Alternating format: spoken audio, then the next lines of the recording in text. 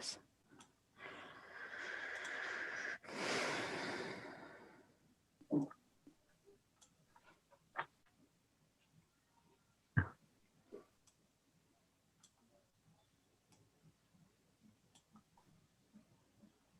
Okay, we're good.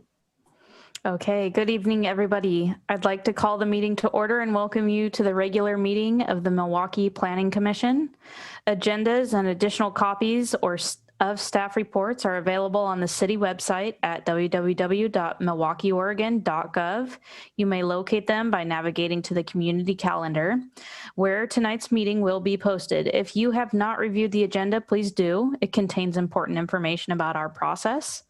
If you wish to be included in the mailing list for a decision, or if you wish to have a public comment, please send an email to planning@milwaukieoregon.gov. I will read into the record written comments received during the meeting. Written comments should be concise. Each reading will be limited to 3 minutes. In order to be included in the meeting record, public comments must be received before the end of the applicable portion of the meeting. We will follow the basic format listed on the back of the agenda. It includes all the hearing procedural steps. We may vary from the process based on the specific circumstance. On the agenda, informational items. Are there any informational items from staff? Not at this time. Okay, I'll move on then. Audience participation. This is an opportunity to comment on items not on tonight's agenda. Does anyone wish to comment on an item that is not on tonight's agenda? If so, please use the raise your hand feature in Zoom to indicate that you wish to make a comment. We will also check with any audience members who have called into the Zoom meeting by phone before you testify. Please remember, state your name and place of residence. Mary, do we see anyone interested in giving comment? We'll wait a few more seconds, but I'm not seeing anything. Okay. No. No. Okay, I'm going to move. Oh, did you? No, sorry. We're good. Okay. All right, I'm going to move on. Public hearing. Next on the agenda is a continued public hearing on the Milwaukie High School sign variance. The public hearing of VR-2021-002 at 2301 Southeast Willard Street is called to order. The purpose of the hearing is to consider application number VR-2021-002. The commission initiated this hearing on April 13th, 2021, and continued it to today, May 11th, 2021. The applicant has the burden of proving the application is consistent with the City of Milwaukee's zoning and subdivision ordinance, comprehensive plan, and any applicable municipal code provisions. Any party with standing may appeal the decision of the Planning Commission to the City Council. Persons with standing are those who submit written comments or testify in person. Commissioner participation. Before we begin, I'd like to give each commissioner the opportunity to state their intent to participate in or abstain from the hearing. Does any member of the Planning Commission wish to abstain? No. No. Okay, seeing shaking heads and all no's. Does any member wish to declare an actual or potential conflict of interest? No. No. Hearing all no's and shaking heads. Does any member wish to report on an ex parte contact? No. No. Shaking heads and no's.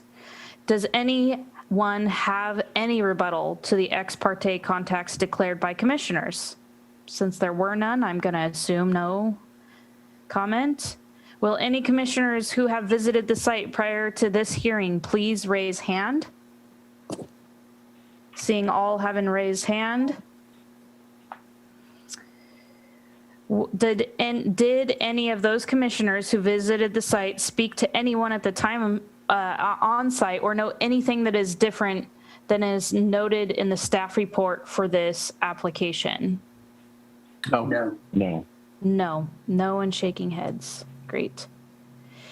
Any commissioners that missed any part of the previous hearings reviewed the material from those hearings to prepare to participate? Have any of you?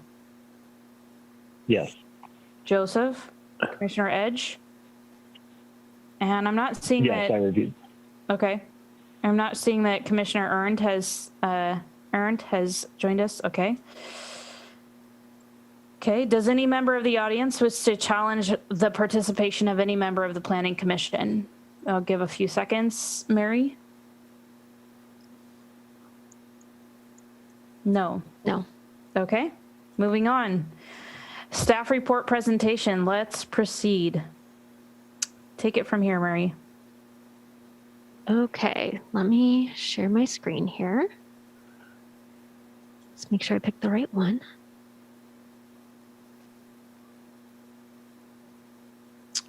And we Alright. see your screen. Great. Okay, I will start. All right, so this is for the continued hearing of VR 2021-002 for a signed variance for Milwaukie High School. Whoop. And just briefly, I'll go over a couple of points that I made last time, but just mostly about the location and the zoning. So location is at Milwaukie High School. The site itself is over 14 acres, more than 14 and a half acres, and the sign location is proposed at the southwest portion of the high school property, where the entrance to the main parking lot is.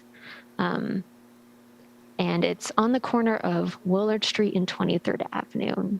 There's a general area there on the screen. The Milwaukie High School is zoned, their base zone is R2, it's a residential zone, but they also have a community service use designation as a public school. And the proposal is for an electronic reader board sign. It's going to be in size a little over 18 and a half square feet. And then the actual display size would be just under 17 square feet, so 16.83 square feet. And that's the rendering of it right there. So going back to what we talked about in April, the Planning Commission requested 4 items, additional information and questions for the applicant to provide to Planning Commission in this continued hearing tonight. The 4 was about if there were any other public facilities that meet this Category 4 designation that Milwaukie High School has. And I'll just quickly define the Category 4 designation, meaning that it's building and other structures designated as essential facilities, including but not limited to designated earthquake, hurricane, or other emergency shelters, or designated emergency preparedness, communications, and operations centers, and other facilities required for emergency response. So with the new building, Milwaukie High School building, they built it to meet the Category 4 designation standards. And so again, that first question was asking if there's other public facilities in Milwaukie that have that designation as well. The second one was, how does the Category 4 designation create a unique situation and circumstance to grant a sign adjustment in comparison to other community service uses in Milwaukie? We also wanted clarification from state official or emergency managers on if there were requirements for signage or standards for communications if you're a Category 4 building. And then how does the Category 4 designation satisfy the findings required for approval in our land use code section there listed. So I'll go over the information that the applicant provided to you all in my presentation here regarding these 4 questions. So basically, does the applicant adequately address the questions and additional information requested by the Planning Commission to approve the variance? So regarding the first question, if there are other Category 4 buildings, the applicant stated that there were no other Category 4 critical/essential building structures in the city of Milwaukie. That being said, the county does not have a record of what buildings currently meet county Category 4 standards However, the state is working on inventory or creating an inventory on buildings that have enhanced seismic design, which I believe you need to meet if you're going to be a Category 4 building, is to have enhanced seismic design. So they don't have a list at the county level, but they may in the future via state rules. In terms of the unique situation and the Category 4 designation, the applicant talked about the high school being the largest public school in the city of Milwaukie with a maximum capacity of 1,500 students. Therefore, it has a large space to provide emergency services if need be. They'll be able to, and that being said, they'll be able to meet the surge of needs if there is a catastrophic event that happens. The electronic reader board sign will also be connected to the school's generator and will be operational in the event of any sort of power outage. And other CSU's community service uses are not equipped to handle these situations. Therefore, the applicant believes he cannot argue similar reasons for a sign variance. Requirements for signage as a Category 4 designation. There aren't currently any requirements. That being said, Oregon Emergency Management emphasized the importance of having multiple channels to provide information to the public and stated that an electronic sign would be a great tool for messaging in an emergency. And in your in the staff report and the attachments, you'll see emails from OEM about that as well. In terms of satisfying the findings in 14.032.030, staff updated the findings that are in attachment 1 of your staff report for recommended findings in support of approval. We added those, but if the Planning Commission decides to recommend denial, we'll have to continue the hearing and then provide additional findings for denial. But as of right now, you have recommended findings in support.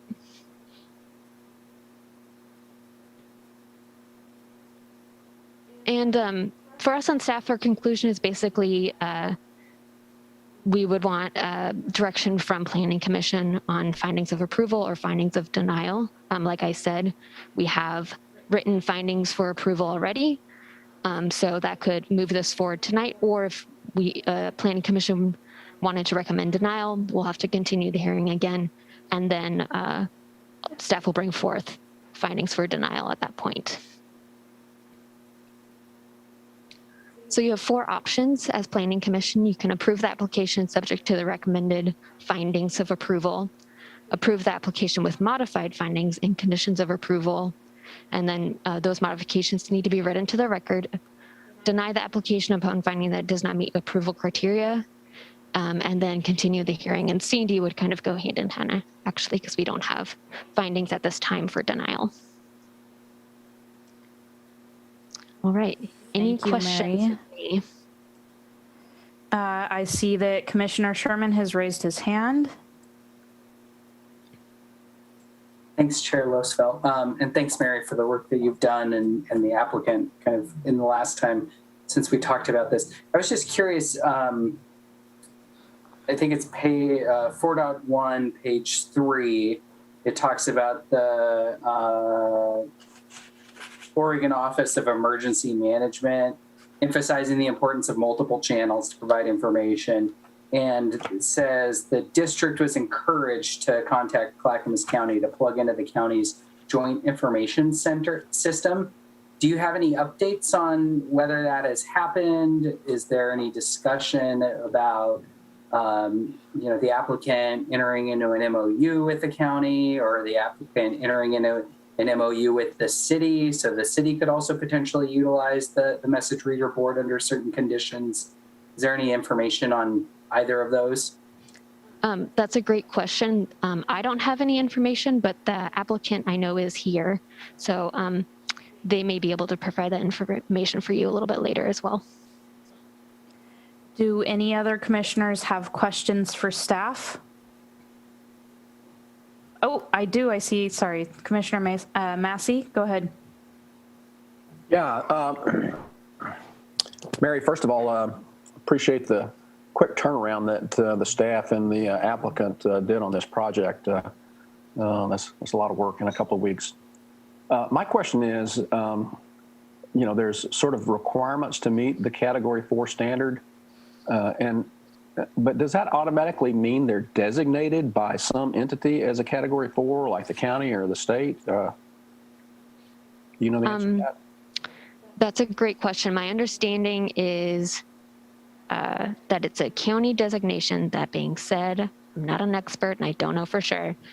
So I would encourage you to ask the applicant that question. Sure. I thought that we may punt that one to the applicant questions. Yeah. Okay, sure. Thank you. Do any other commissioners have questions for staff before we move on? Seeing none, we'll move on then. Thank you, Mary. We have we received any correspondence on this matter other than those included in the meeting packet? No. Okay. Now is a good time for applicant testimony, comments from the applicant on their representative. Yeah, let me move over the representative, and then they can say if another expert needs to be in as well.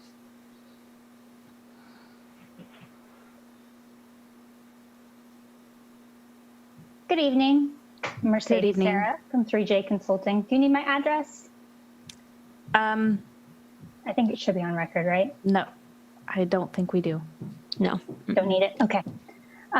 So addressing Chair Planning Commission Sherman's question about the county's joint information system, we have not yet reached out. We do intend to reach out if we are approved for the messaging system. But as of yet, we have not been approved and we have not yet reached out. Second question was relating to the designation and who designates Category 4 structures. The structural engineer sets the standard for the Category 4 seismic designation. So that's set by a structural engineer, which I believe there are national standards for that. Are there additional questions? Two questions, yes. So I'm going to call on Commissioner Heemner. You guys proposed just black and red, right? A black background with red lettering. I believe that's the case, yes. And would there ever be a case where you would want to do a multi-color kind of display, or does this sign not have that capability? That might be a question for one of the school members. I'm not sure if we're able to join them. I can ask if there's another question or another question, and they can get back to me on that. One color only, they say. One color. Oh, one color? Yes. Okay. All right. Thank you. Mm-hmm. Commissioner Massey? Yeah.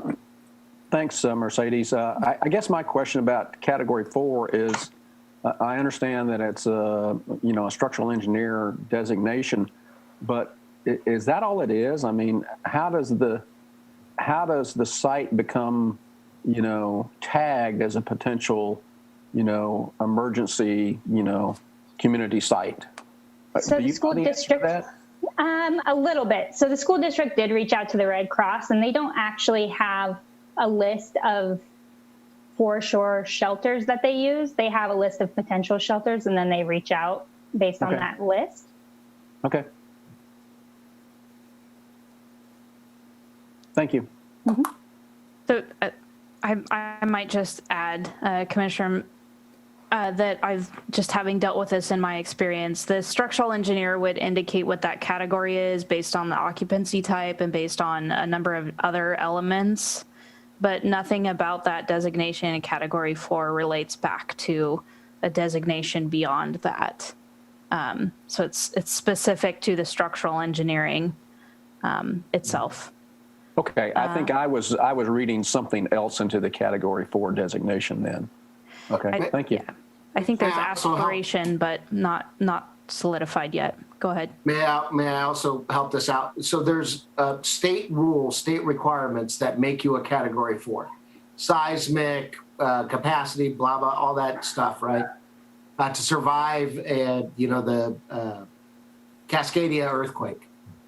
And so that's where the structural engineer comes into, right? To design the building to survive this Cascadia earthquake. And that's what makes it a category 4. And all high schools in North Clackamas have been built to this category 4 standard, or at least all new ones.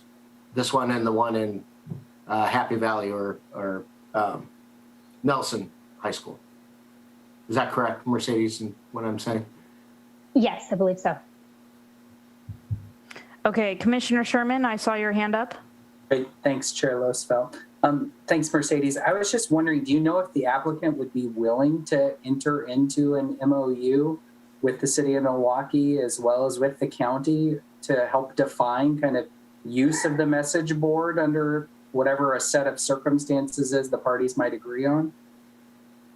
I'm sure they would be open for discussions. I feel like I might have to ask them for certain, potentially have them address you directly, whether or not they would be open for that. They say it's a school board decision, so it wouldn't be up to the administration, it'd be up to the school board. Are there other questions from the commission? Seeing none. Last chance. Okay, well, thank you, Mercedes. Appreciate the response and the quick turnaround on all the information provided that was requested at our last hearing. So thank you very much for doing that.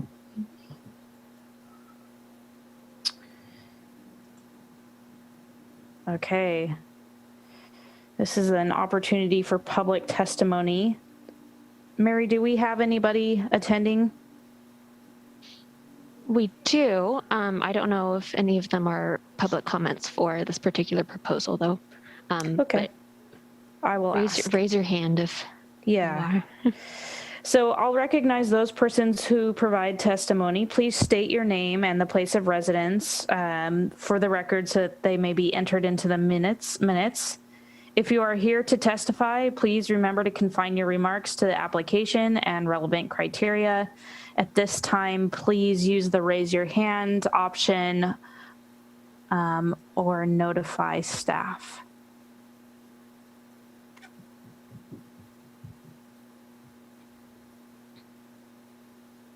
None. Okay. Nope. So we'll have no testimony then in support or opposed or neutral, and no questions, no need for rebuttal.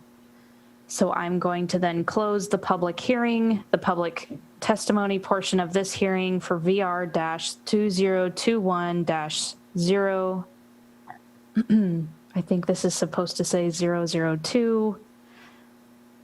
Is now closed.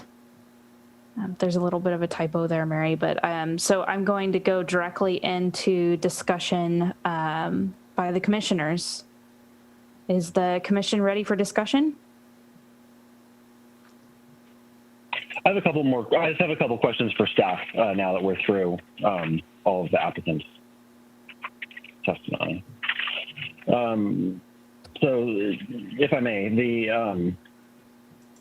the first question I had, and maybe council might want to weigh in on this, is given that this basically hinges on or it feels to me like it kind of hinges on the ability to provide the messaging during a catastrophic event. Do we have the ability to apply a condition of approval that the reader board be connected to a circuit supported by the generator? Good question. It may actually already be connected, but I'm not sure. I'll also leave that up to Laura or Justin too, if you have comments. And the question was whether or not it needed to be needed to be connected to the generator. I'm sorry, Joseph. Correct. Could you? So, I mean, what we're saying here is that, one of the value of this, that kind of justifies allowing this electronic sign here is that it will be available during a catastrophic event where the power goes out. And so the intention, by all accounts, is that it would be supported by the generator, the emergency generator at the school. However, I also understand that generators, don't necessarily power all circuits, in a building when they're in emergency, operation. So we have the ability as a city to attach a condition of approval to ensure that the reader board is actually supported by the emergency generation system at the school. My thoughts on that are, one, I believe the applicant indicated at the last hearing that the sign would be so connected. My second thought is that there are likely several other very important functions connected to that generator, some of which will impact the health, safety, and welfare of the public if they're using the facility. And the one piece that would probably be knocked off should there become an overburdened circuit would be the reader board. So, the condition might be illusory in that we can't really control, they can't opt to keep the reader board running if they need that power for something else. That being said, I believe the applicant, and perhaps the applicant can chime in, but I believe the applicant represented at the last hearing that it would be connected to the generator. That was my impression as well. I just wanted to make sure because it seems like, that's a critical benefit, from the applicant's perspective, and we have an interest in making sure that, in granting this variance, that the reader board will be available to provide messaging during a catastrophic event. And so it would obviously be not great if it wasn't available in those circumstances when that's, why we're here considering it as a special case. Right. I mean, it seems to me that that's the entire basis upon which they're seeking the approval is the use of the reader board during periods of an emergency due to the shelter's identification as a Category 4 shelter. So that seems like a reasonable condition. However, I don't know how enforceable it is given the power constraints on the generator. And obviously any impact to health, welfare, and safety of the public is going to trump any use for a reader board. I mean, I guess certainly we could put that into our condition as, notwithstanding, health, public safety, and welfare, of occupants of the building and surrounding community. But that's, to me, that seems like a critical element of the application being considered. And so it seems appropriate to me to attach a condition for that. I'd entertain feedback from the other commissioners on that when we get into deliberating. The other question I had, which also might be for you, Council, is it seemed to me that there was some discussion around the 14.32.030, the circumstances for granting adjustment. And so, it says the review authority shall consider and make findings with respect to each of the following. So it sounded to me like there was some interpretation there that all 5 elements need to be satisfied, A through E. Is that the interpretation that we're going with? Is that all 5 of those elements need to be satisfied, or just that they are weighed on balance? No, all 5 need to be satisfied.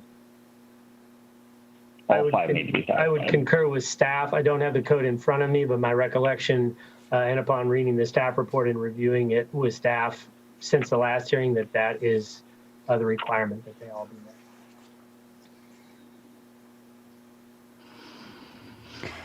Commissioner Edge, is that the end of your additional questions for staff?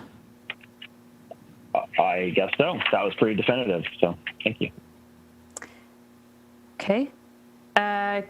I saw hands up from Commissioner Khosrowbadi. You were first. Go ahead. Yeah, I just wanted to let Commissioner Edge know and the other commissioners know. It is mentioned on 4.1 page 2 that the sign will be connected to the generator, so that way it would stay up in the event of a catastrophic event, I guess I should say. Agreed. So Thank you. Okay. Commissioner Sherman, I saw your hand up. Thanks, Chair Losfeld. Just following up on Commissioner Edge's question about satisfying kind of all of the 5 criterion on 14.32.030. I had asked this question to Mary via email before, but there's a typo on 4.1, page 11. For sub D, it says the Planning Commission finds that this criterion is not met. It should read that it is met. So I just wanted to flag that for the other commissioners. So based on the current findings, all the conditions are all 5 of those conditions are met. Yes, thank you, Commissioner Sherman. Luckily, he noticed that earlier today, even though we had multiple eyes on this report. Okay, additional discussion from the commission. Any other thoughts? I see 2 hands raised. Commissioner Hemer? Yeah, so I think some of the issue that we have with these electronic signs is maybe the advertisement and the multicolorism and how the illumination may bother the residential neighbors. So I would like to condition that the sign be monochrome is about the only word that I can think of, but only allowing 2 colors, a background and the letter, right, to be 2 different colors, and that you can't have multiple colors in your messaging or create an animation ad or something like that into there. Just to solidify what the applicant is saying, but so that we don't try to get, so that the applicant doesn't try to use a sign that is going to be able to disturb the residential people that live there by making it real flashy and colory and dancy or whatever.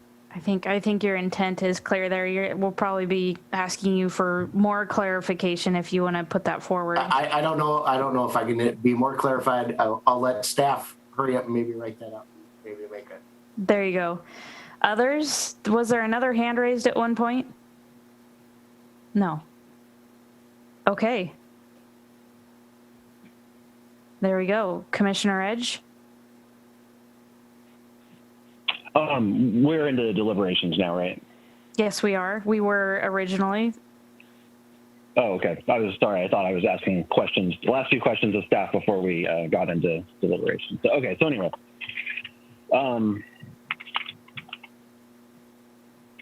the way I read 14.32.030, I didn't think that we needed to satisfy affirmatively all 5 of those criteria, the circumstances. But given that the opinion of staff and council, the advice of council that we need to satisfy all 5 of these, then I am a vote in favor of denial because I don't believe that C can possibly be satisfied by the facts in the record, by the evidence in the record for this particular application. And I was prepared to recommend modifying the findings to reflect that for C, and then move forward with a vote in favor of approval on balance that the other 4 are satisfied. However, if we need to strictly interpret this to satisfy all 5 criteria inclusive, then given that I can't support the current finding of approval for C, then I'm a no vote on this one.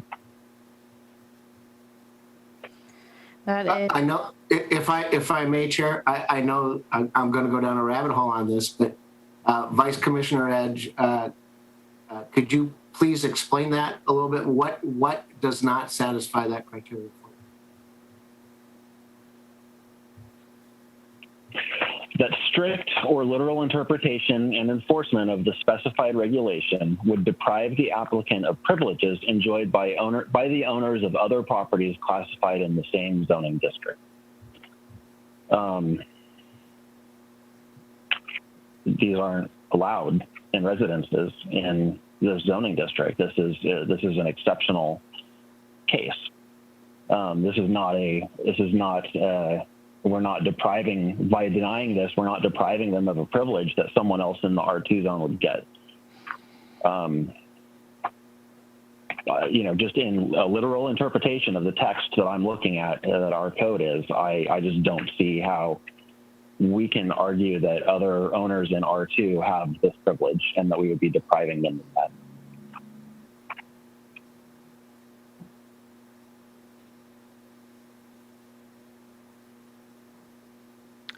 Anyone else? Any other thoughts as we're discussing this?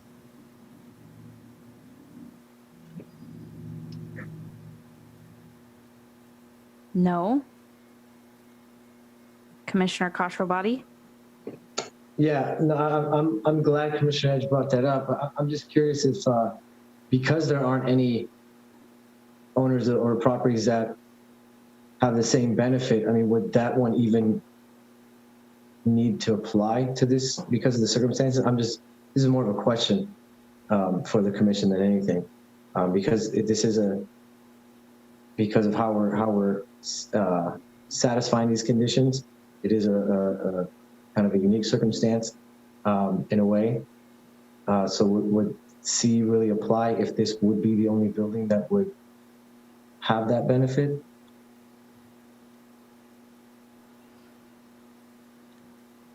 Laura, I don't know if you or Mary have any thoughts. I don't have a good answer to that question, but I'm hoping that Justin might be able to enlighten us a little bit, because I think it's an interesting point, Commissioner Kashrabadi.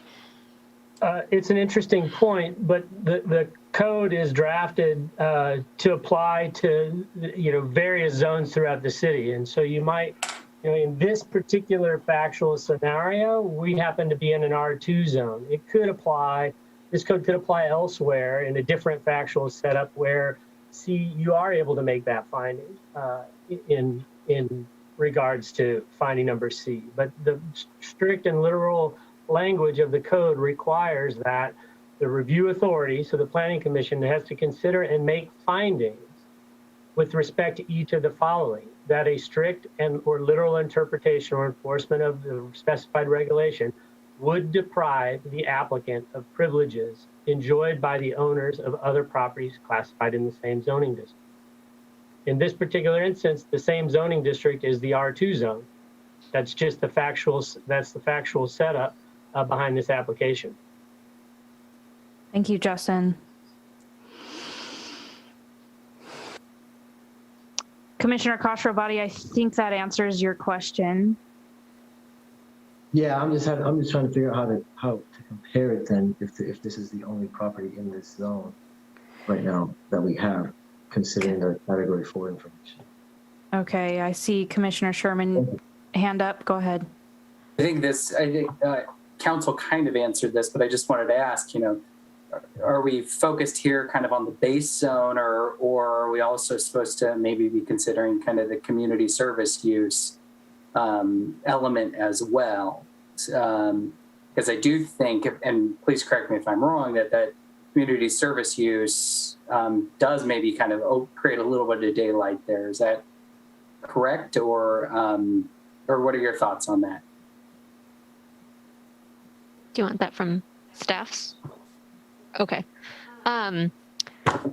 Well, that's a great question. And yes, it does have that layer of the community service use designation. That being said, where the sign adjustment is for the standards in the R2 zone. So the standards for signs in the community service use has some things that, like descriptions, like size. Obviously, a community service use would probably need a bigger sign than a property in the R2 zone. So it has size and the type of sign and kind of how big and stuff like that. And then it says the rest then has to meet the standards in the R2 zone or whatever their base zone is. And so because the illumination standard is in the R2 zone, that's where we are applying the sign adjustment. Chair Losfeld, quick follow-up if I may. Thanks. So just for my own kind of understanding from a process perspective, if we do need to take a strict and literal interpretation and vote no, the applicant could appeal to council as kind of remedy if they so wanted to, and council wouldn't be bound by some of these factors that this commission is. Is that correct? Yes, they can appeal, and it would go to city council. And Justin can also chime in on this as well. But city council is a policy making body more so than planning commission. But I'm sure they still have to base it on the approval criteria as well. Right. I guess it's unclear to me when you say council wouldn't be bound by the same factors. What is it that you're referring to? I am not kind of fully apprised. It sounds like in the past, this same issue has gone to council and council has overturned this body. I mean, that was I believe over a decade ago. I believe that application was postured differently than the current application. Staff can probably give a little bit more detail. I think Mary's a little bit more well-versed in what the prior application was, but they pursued the sign under a different pathway than the current application. Is that correct, Mary?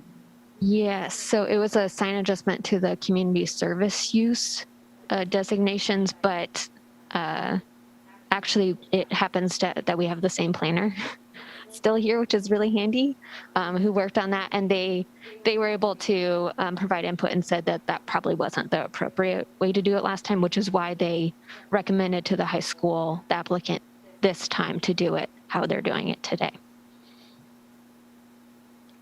Commissioner Hamer?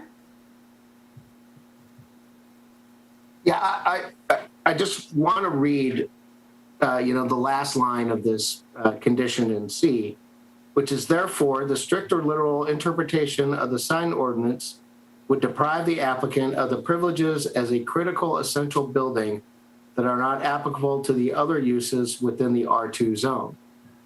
And I think that is actually a very good statement. This building is unique in this R2 zone as it is an emergency shelter. Now, if there were other emergency shelters in the R2 zone, then we could grant them sign privileges as much. But there are no other emergency shelters, especially a category 4, which then gives them the special privilege. And it does not deny any other building in that zone because they are a special privilege building as is. Commissioner Edge?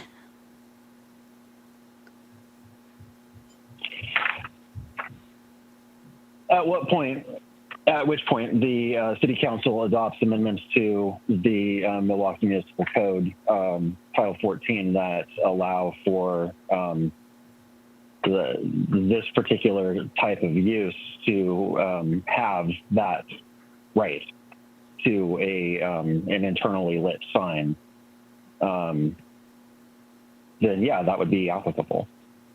But no such privilege exists to other users in this zone under the current code. So I just don't see how that, I mean, I understand the uniqueness of the situation. I want to vote in favor of this. I just can't agree with this one finding. And apparently this one finding is enough to derail the rest of it. That's the way the code is written. And so I'm not happy about it, but I feel like that's, the right interpretation. And then it's up to city council. If they want to do something different and interpret it differently based on the same facts in the record, or if they get new facts from the record that they can base a decision on that's different, then that's up to them. But from my perspective, my duty on this body is to compare this to the code that's applicable. And I just can't agree with this finding the way that it's written. Commissioner Massey?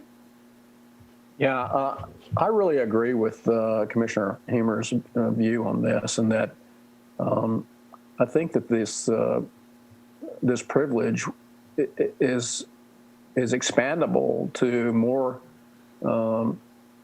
locations within the R2 zone if they meet, the criteria that we are laying out for approval here, specifically Category 4, seismic, and the ability to operate in an emergency situation. So I think that the privilege does exist. It may not exist now, but it could in the future.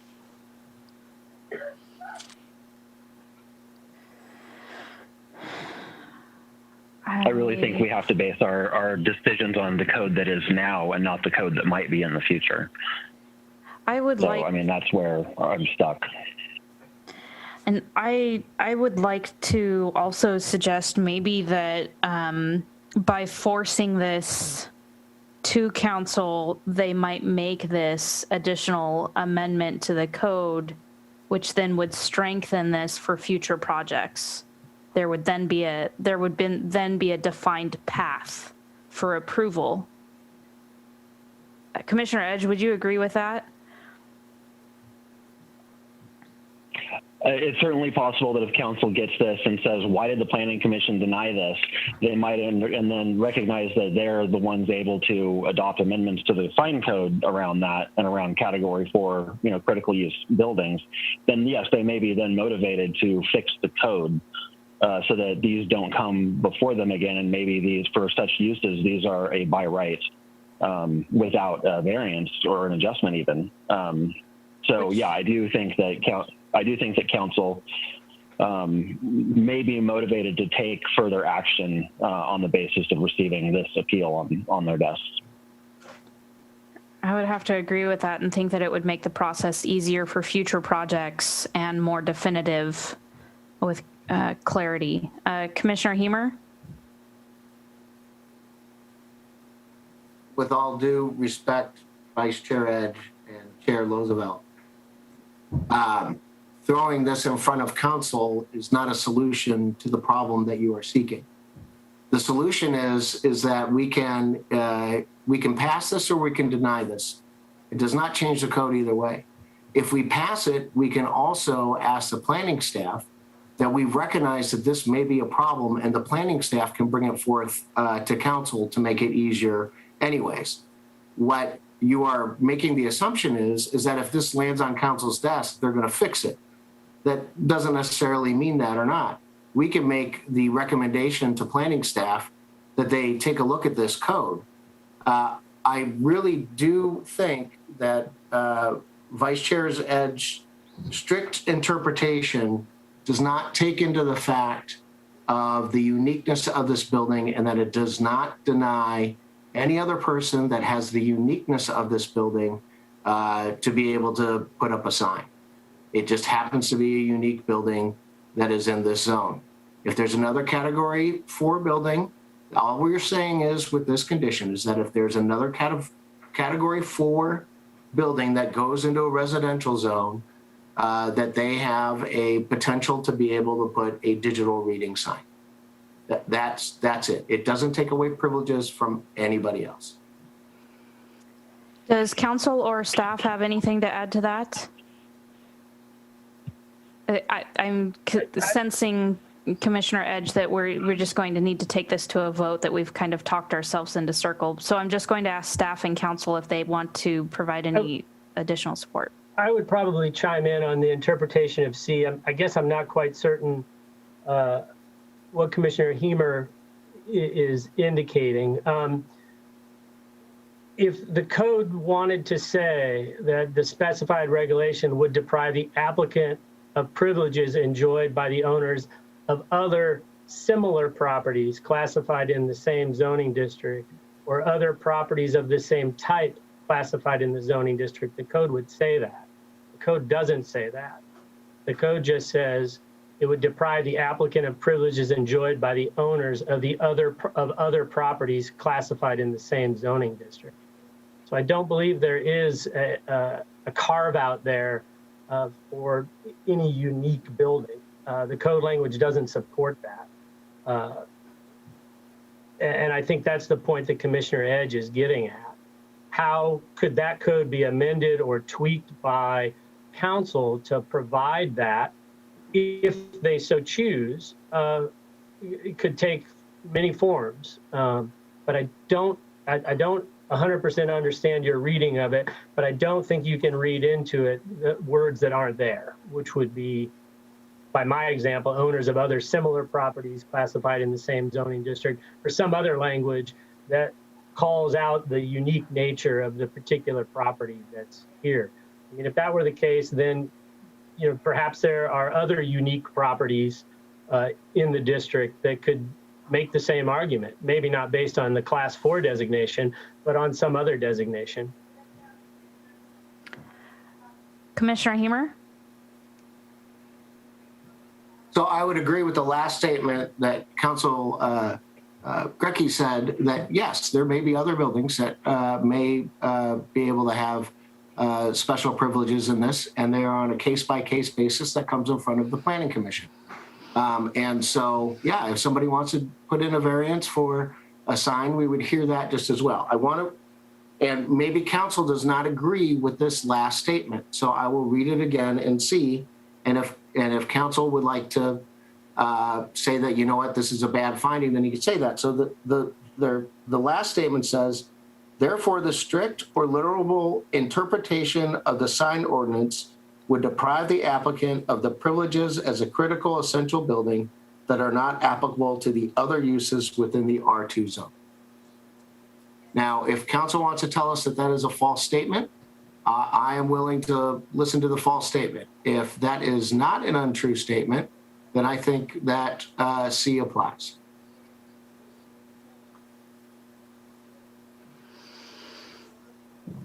I'm not sure that statement gets to the finding that's necessary under C.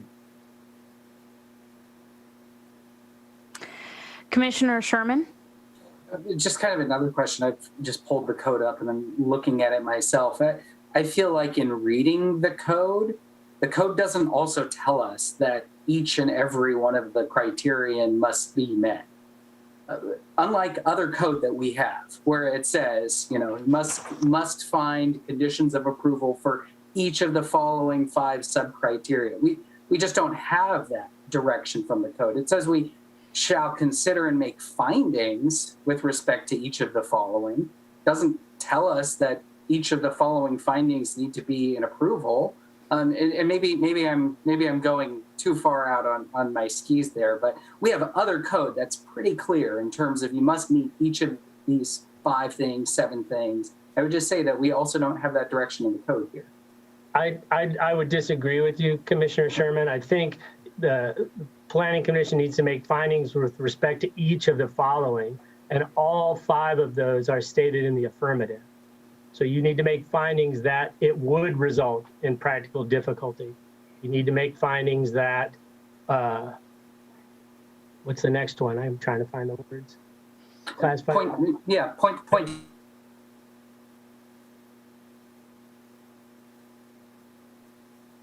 That it will not constitute a grant of special privilege. I mean, if your interpretation is correct, you could make 5 findings under A, B, C, D, and E in the negative and still grant, because you will still have considered and made findings, right?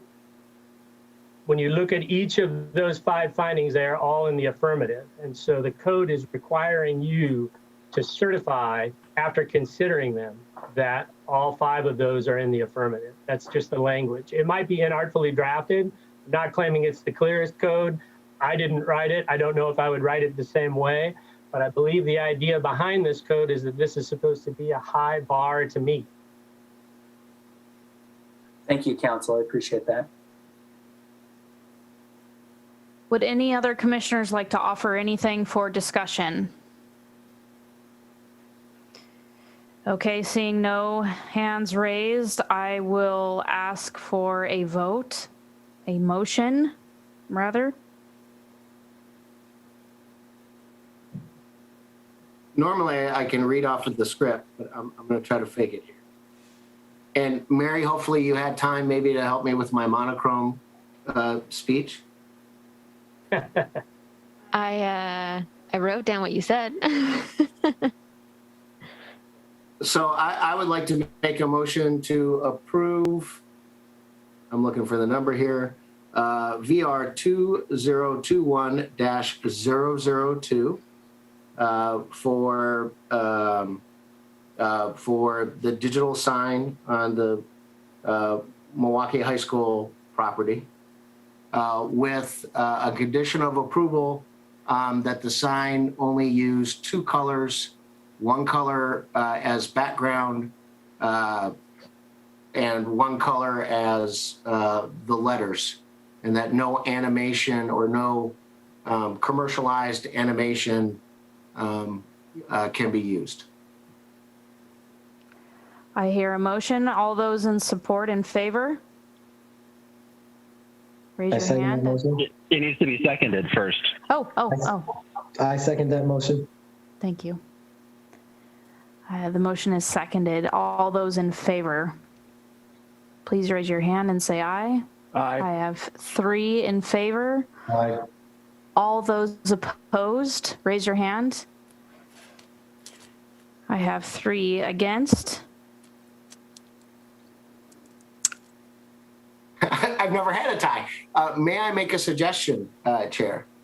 That since we have a split vote, that we maybe ask city staff to go back and work on C and decide if they can find a criteria that will be able to meet the burden of proof, and then come back to us when maybe we have the 7th member who would be able to break the tie.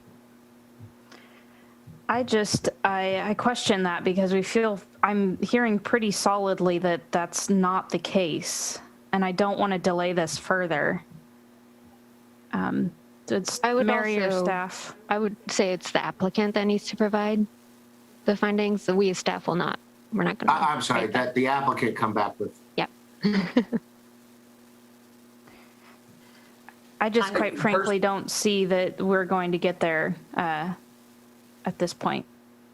And following on Chair Losfeld's comments, I would rather us just vote this down, write a letter to council telling them what they should change in the code, and send that on with the applicant to council to hopefully resolve some of these issues. May I ask Councilor Gerke what happens with the tie?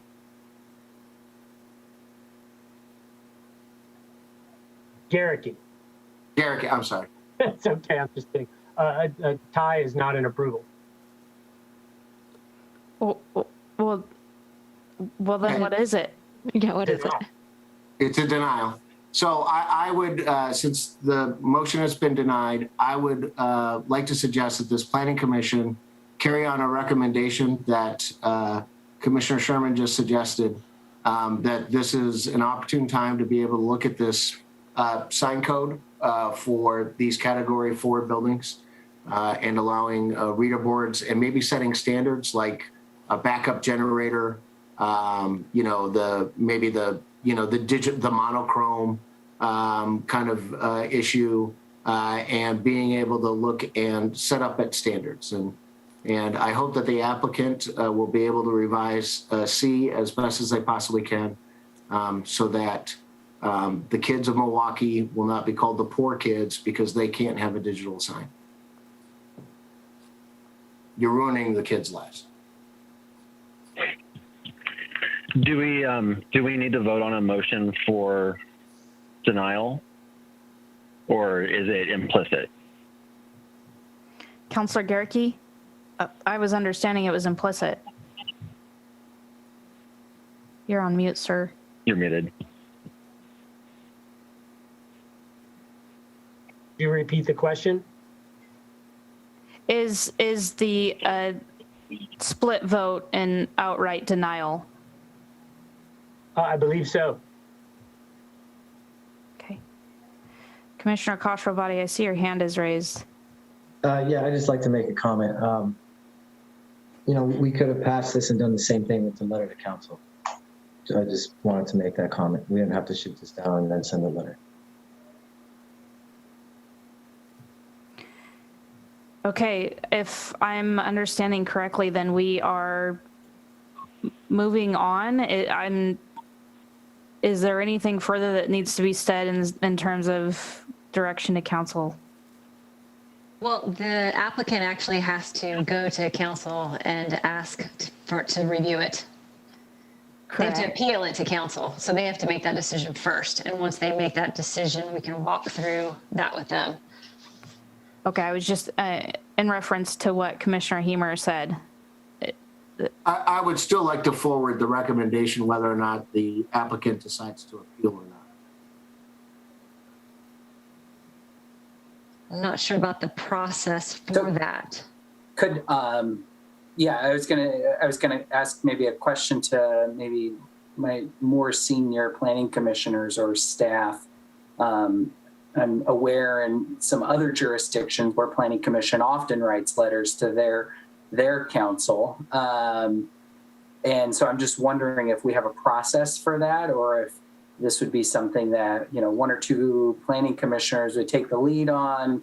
We could vet it at our next planning commission, and then we could vote to approve to kind of send it off to council about this specific item. Is there any process or protocol that other commissioners or staff care to share with their more junior commissioners like myself? Well, I haven't seen anything like that, but maybe one of you all know. I think we would normally, as a commission, would direct the chair to draft a letter or an email or whatever to council, and we would, give specifics, in our direction about what to cover. And if I've never had us write a letter by committee, in this case, in something like this. And so I wouldn't see the process bringing it back to us for some kind of a work session or anything like that. I think we would just give direction to the chair and or vice chair to go draft this letter, raising these issues to council. So that would be my take on it. In the past, we have just asked planning staff to raise this to the attention of council. How that gets done, I don't know. I don't know if it's through an email or putting it onto the work plan or to having a work session item with council. I don't know how that process has worked in the past. But yeah, we've never asked the chair or the vice chair to formally draft a letter. But we can if that's what we'd like to do. Would the commission be supportive of myself and Vice Chair Edge drafting up some language to go to council and working with staff to just find the most efficient and effective way to do so? Not that we have resolution necessarily now, but understanding what the intent is. Yes. Okay. I believe that's good. That's good direction. Okay. I have one further question on this item before we move on. And do we need to draft findings of denial, or are we just done with this? I had similar questions. The motion didn't pass. There was a motion to approve the application, and that motion did not pass. So I don't believe you need to make findings of denial. Okay. Thank you. Thank you. That's all. Okay. Closing this out. If anyone wishes to appeal this decision to City Council, you must make application stating the grounds for your appeal within 15 days mailing of the notice of decision. Please see planning staff for greater detail. Moving on then, the public hearing of Providence Supportive Housing Height Variance is called to order. The purpose of this hearing is to consider application number VR-2021-006. The purpose of this application is to request a variance on the property located at northwest corner of Llewellyn Street and 34th Avenue, tax lots 11E25DC058005900-600. The applicant has the burden of proving that the application is consistent with the City of Milwaukee's zoning subdivision ordinance, comprehensive plan, and applicable municipal code provision, and that the proposed project conforms with all of the city's applicable criteria. I now ask staff to cite the zoning ordinance sections where the criteria can be found. Section 19.303, commercial mixed-use zones, 19.504, site design standards, 19.911, variances, and 19.1006, type 3, review. All testimony and evidence must be directed toward the applicable substantive criteria. Failure to address a criterion or raise an issue with sufficient detail to allow Planning Commission an adequate opportunity to respond to each issue precludes appeal to the City Council based on that issue. Failure to raise constitutional or other issues related to proposed conditions of approval with sufficient detail to allow a response precludes an action for damage in circuit court. Any party withstanding may appeal the decision of the Planning Commission to the City Council. Persons withstanding are those who submit written comments or testify. If additional documents or evidence are proposed by any party, the Commission may, if requested, allow a continuance or leave the record open to allow the parties a reasonable opportunity to respond. Any such extension shall be subject to the limitations of the 120-day rule unless the continuance or extension is requested on an agreed to by the applicant. Conflicts of interest. Does any member of the Planning Commission wish to abstain from this hearing? No. No. No. Does any member of the Planning Commission wish to declare an actual or potential conflict of interest? No. No. No. Does any member of the Planning Commission wish to report on any ex parte contacts? No. No. No. Will any commissioner who has visited the site prior to the hearing please raise your hand? I'm seeing all having raised their hands. Did any of those commissioners who visited the site speak to anyone at the site or know anything different from what is indicated on the staff report for this application? No. No. All no's. Does any member of the audience wish to challenge the participation of any member of the Planning Commission? Mary? I'm not seeing any hands raised. Okay. Jurisdictional issues. Does any member of the audience wish to challenge the jurisdiction of the Planning Commission to hear this matter? Please use the raise your hand. Mary? No raised hands. All right, we will then proceed to the staff report presentation. Okay, let me pull it up here. Start from the beginning, I think. Nope. There we go. Okay. All right, so I'm here to present on variance VR 2021-006 for the variance at the vacant lots on the corner of Llewellyn Street and 34th Avenue. So the location of the site we are talking about tonight is the northwest part of the vacant area. About a month ago, you all approved a conditional use for the parking lot on the parcels that are in red there. And we are talking about, for this proposal, the parcels that are blue on the left-hand side there. Again, it's currently vacant land, and part of the actual blue parcels is partially parking lot with Providence on the west side there. And these 3 tax lots consist of about 0.065 acres, so around 28,000 square feet in size. For the zone, it is zoned general mixed use, GMU, and then the adjacent lots are zoned R3 there. So the color kind of clarifies there a bit, but the surrounding areas R3 to the east and then to the west is general mixed use. Adjacent uses to the east tend to be single family residential uses. Multifamily residential is also southeast as well. As you can see in the picture here, Providence Hospitals to the west.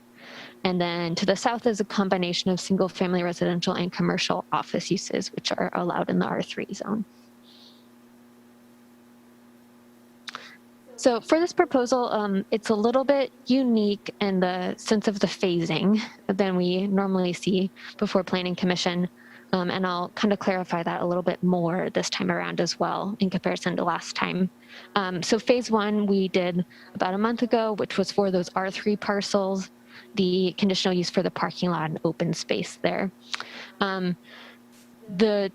The area in total is all working together as one bigger development. It happens to be a split zone, which is why the conditional use came before you last month. And then tonight you're hearing about the GMU, the general mixed use parcels there on the west side.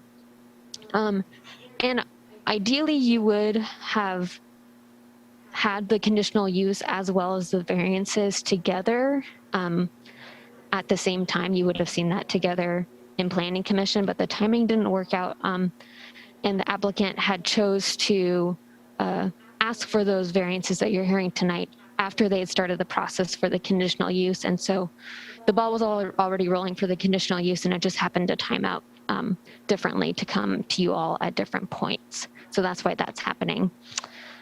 And phase two is tonight. Phase three will be the actual development review for the building. So if the variances are approved, then the applicant will go forth with a development review, which will be a type 1 review and then or a type 2 review. So it won't need to go before Planning Commission again, just based on the rest of the uses and besides the variances, the rest of the uses in the general mixed use zone would be either type 1 or type 2. So it would be an administrative decision. And also the other reasoning why we're doing this now for these variances and the conditional use is for funding for the proposal. So the proposal is for affordable housing for seniors, and to get funding they're applying for federal funding. They're needing to show that they don't have any sort of variances or discretionary approval for Planning Commission. Either that has to be already approved and done with, or the application doesn't have any. So they're trying to get the approvals done now before they apply for their funding. And that's why the development review isn't happening at the same time. They don't quite have the funding to go through all of the development review at the moment until they hopefully get funding from the federal government for the building. So the proposal for you all tonight is for variance to allow 5-story mixed-use building. It'll be for 72 deeply affordable housing for seniors. The first floor will have a medical clinic. It'll be the Elder Place PACE Center for Providence, and then the rest of the floors will be residential for the seniors. The proposal has 3 variances that you're looking at tonight. The first variance is for reduced front and rear transition measure setbacks. The second is for a reduction in the building step back requirements for the street facing stories above 45 feet. And then for the 2 height bonuses, there's the general mixed use height variance for the 4th and 5th stories. So I'll go a little bit into the height variance, the general mixed use height variance. By code, the general mixed use allows an applicant to ask for 2 bonus stories. One, if the building has 25% of the building is residential. And then the second is if it's green building approval and certification. So the proposal here is for 5 stories. So they're asking for those 2 height bonuses. Obviously, they're going to have more than 25% of the building is residential, and they are also going for green building certification as well. So they've asked for the 2 incentive bonuses. And because they've asked for both, it gets triggered to go to you all for a height variance. The variance to the transition measures is based on a criteria of 2 transition measures, which says that any commercial mixed use zone, if it abuts or is across a right of way of a lower density zone, you are required to meet the yard setbacks of that lower density zone. So in this case, that means that the north, east, and south property lines abut R3 and therefore must meet the setback standards of the R3 zone. And you'll see here the back is 11 feet. The required setback is 15 feet, so they're asking for a variance to that. And then the front variance for that 2-foot setback there on the western portion of the building is not meeting the 15-foot setback as well. The east side is meeting the setback requirement, so it's just for the back and the front, the rear and the front. The other variance is for the step back requirements. And in the general mixed use zone, any street facing facade over 45 feet must step back 15 feet. So they're asking to vary that standard. The eastern portion of the building, which I've highlighted there, is stepped back 4 feet. Obviously, that's not the 15 feet requirement, but is stepped back 4. But they'll still need to ask for the variance for that. And then the western portion there does not have a step back.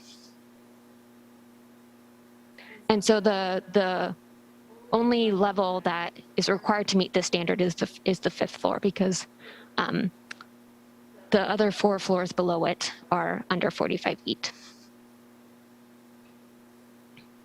So the key issues for you all tonight that we'll be going over are making sure that the variances meet the address the approval criteria that is defined in the code for them. So there's 2 different areas for approval criteria. For the transition measure setback variance and the building step back variance, they must address the discretionary relief criteria. And then for the building height variance, there is a second set of approval criteria standards that they must meet for that. So I'll go into all of the approval criteria and discretionary relief criteria for you all. So for the discretionary relief criteria, there's 3 areas of the criteria that you need to address. The first being an alternatives analysis that shows the impacts and benefits of the variance proposal in comparison to what they would be allowed as in the base code, so the general mixed use code. And then they also must meet 1 or more of the following criteria, showing that the variance avoids or minimizes impacts to surrounding properties, that it has desirable public benefits, and that it responds to the existing built or natural environment in a creative and sensitive manner. And then third, any impacts from the proposed variance will be mitigated to the extent practicable. So for that first discretionary relief criteria, the applicant provided some information stating the benefits for the front setback. 44 feet of the building, of the 142 full length of that front facade of the building is for a 2-foot setback. The rest of the building is set back 20 feet. And this is because the first floor has office and clinic uses on the ground floor. The closer to Llewellyn Street, the better it could engage with Llewellyn Street. If the transition measures did not exist, the general mixed use would actually allow a building to go up all the way to the front. But because there are transitional measures, which they're asking to vary from, it must meet that 15-foot setback because they are adjacent or across a right-of-way of the R3 zone. The other reason that they've proposed the 2-foot setback there on the western portion is to reduce distance for the clients to walk. And then as well as to kind of help with the variance, they have the rest of the building at 20 feet. So the eastern portion of the building is 20 feet to add a little bit more transition to the eastern portion of the lot and the area itself. So the western portion is the only portion that is not meeting the transition measure setbacks. For the rear yard setback, the 11-foot setback is actually only for the first floor. The floors 2 through 5 do meet the 15-foot setback, but because of the building on the first floor doesn't meet the 15-foot setback, they have to ask for the variance. Other benefits of this proposed variance is that there's already mature vegetation that separates the site from the north neighbor. And then the northern neighbor also has their house is over 50 feet away in comparison to other areas. So the setback is may not be as impactful to to the property to the north because of the size and where the building is located, as well as the mature vegetation that already exists there. Some potential impacts and how the applicant has proposed to mitigate them is one being potential impacts could be shadowing issues to the southern properties because of the setback proposals for the transition measures. With the shading analysis that's done by the applicant, they have shown here that the southern properties actually would not be affected by the shading from the sun. So you can see there on the graphic, the shading also does not affect the property to the north as well because of it is so far back. It's back 50 feet, as I mentioned earlier as well. Another, like I said, potential impact would be the conflict with the property to the north. Again, you can see here a little bit better that there's already some existing mature vegetation as well. And so the setback of 11 feet would have a minimal impact to according to the applicant because of the existing vegetation, as well as where the residence is located to the north.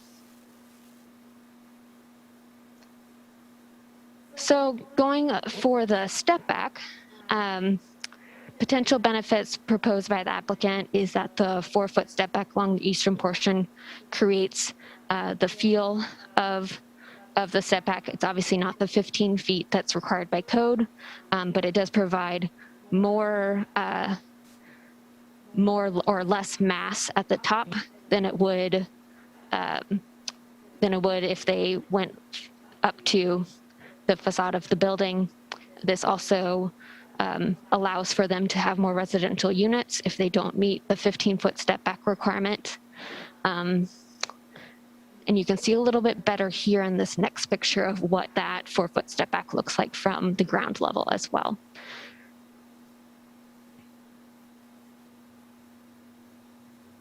In terms of potential impacts and mitigation, the potential impact is the building will appear taller in comparison to the base standard. As you can see here in the diagram, the applicant has shown that they intend to make the building appear less mass in the front there of the front facade based on the type of material that they're using. So the 5th floor there is a different material and style as the floors below it to kind of create a visual feel of it stepping back a little bit more in comparison to actually stepping it back 15 feet. And on the western portion there on the left-hand side of the screen, that it isn't step back 4 feet. It's just the eastern portion there as well. And I'll show that a little bit better here if I go back. So you can see there on the west-hand side, it isn't stepped back, but again, they've used kind of visual tools to make it feel as it does step back a little bit more than if they had done the 15-foot step back. Also, again, potential impacts if you don't step the building back could be shadowing from the sun. And it's the same graphic before, but it's helpful to kind of sometimes see them again, is that it would not impact any sort of shading in comparison if they did step it back 15 feet. So for the second part of the discretionary relief criteria that they need to address is that they need to show that they meet one or more of the following criteria. And we'll go into that a little bit more. So for the front setback, impacts mitigation, response to the environment, as we mentioned before, potential shadowing of the southern building could be a potential impact. We've shown that through their analysis, it may not be an impact. And then in terms of conflicts between the ground floor office and clinic uses, and then the R3 zone. So also impacts if you're closer to Llewellyn Street, could be impacts to the properties directly south. It happens to be actually a mix of uses directly to the south in that area that they are proposing the 2-foot setback, which is actually, there's a parking lot for one of the buildings that is commercial. There is medical offices as well as just regular offices, and then there are residential uses as well, just directly south. But it's one of those mix in the R3 zone of commercial and residential together, where they're proposing the 2-foot step back. They also, to mitigate the impact of that 2-foot setback, they have proposed the 20-foot setback as you get more towards the full residential area of the R3 zone. So the farther east you get, the more residential it does get in terms of the type of uses that exist today. And so they have, to attempt to mitigate those impacts from the 2-foot setback, they have set back the building by 20 feet, which is actually the maximum you can do in the general mixed use zone. You can't step it back or set it back any farther than that in the GMU. In terms of the rear yard setback that they're proposing, obviously potential issues could be visual and noise conflicts with the northern property. Some of the mitigation to that or response to the environment is that the northern property does have pretty mature thick vegetation to protect that northern property from those potential conflicts with visual or noise. And then as well as the building itself is set back from this area that they're asking for the 11-foot setback by about 50 feet. So they have some space to provide some mitigation. And again, just a reminder of that mature vegetation there. It's, that separates the northern property with this proposal and where that 11-foot setback is.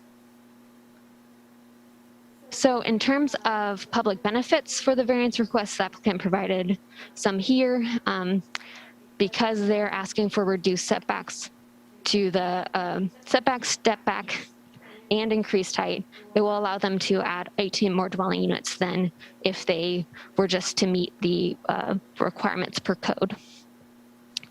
The R3 portion of the site will remain as usable landscaped open space, as well as they will design the building to meet Earth Advantage Gold certification, which is the green building standard that they need to meet. They've also proposed electric vehicle charging stations and intend to make the roof solar ready. So if the applicant or if Providence decides to put solar panels on there, they will be able to do that. Again, this proposal is intended to serve low-income seniors and therefore won't impact school capacity. And they've been aware of the Central Milwaukie Bikeway plans. They understand that there has been a proposal to possibly have the bikeway go down Llewellyn Street, and they're able to, and they're willing to work with those plans if the bikeway plans are approved to go down that road. So for the general mixed use height variance, there is different approval criteria that they need to meet for that particular variance. There's 4 criteria here. Some of it sounds similar to the previous ones, but it is specifically for the height. Alternatives analysis needs to show the impacts and the benefits of the variance as compared to the baseline code requirements. And then any impacts, the proposal must show how they can be mitigated. The proposed project is creative and is exceptional in the quality of detailing, appearance, and materials, or creates a positive, unique relationship to nearby structures, views, or open space. They also must show that the project will result in public benefits and or amenities beyond those required in the base zone, and that it will increase the vibrancy and or help meet sustainability goals. And then 4, the proposed project ensures adequate transitions to adjacent neighborhoods. So in terms of impacts and mitigation to the height, the added height, it is 44 feet of the 102 front facade. It is within 2 feet of Llewellyn Street. So those 2 extra stories will be close to Llewellyn Street in comparison to the other 98, I believe, feet of the building there on the front. And again, so 20 feet of that, the mass of the building will be stepped back as you get farther east to transition. Obviously, impacts could be of lack of privacy from a taller building. And you can see here by the graphic provided by the applicants that the topography of the area actually gets higher as you go towards 34th Avenue. So they've shown there that residential buildings farther east tend to be up a little bit higher, which may mitigate some of the impacts of a taller building with 5 stories. And then to visually mitigate the taller height, as I said before, it's not just the front facade with the step back that they've chosen to do articulation. They've done that on 3 of the 4 sides, or maybe all 4 sides actually. So this is looking at the building, the east side of the building, so it would be facing 34th. And you can see there on the top 5th floor, they've added some articulation as well to show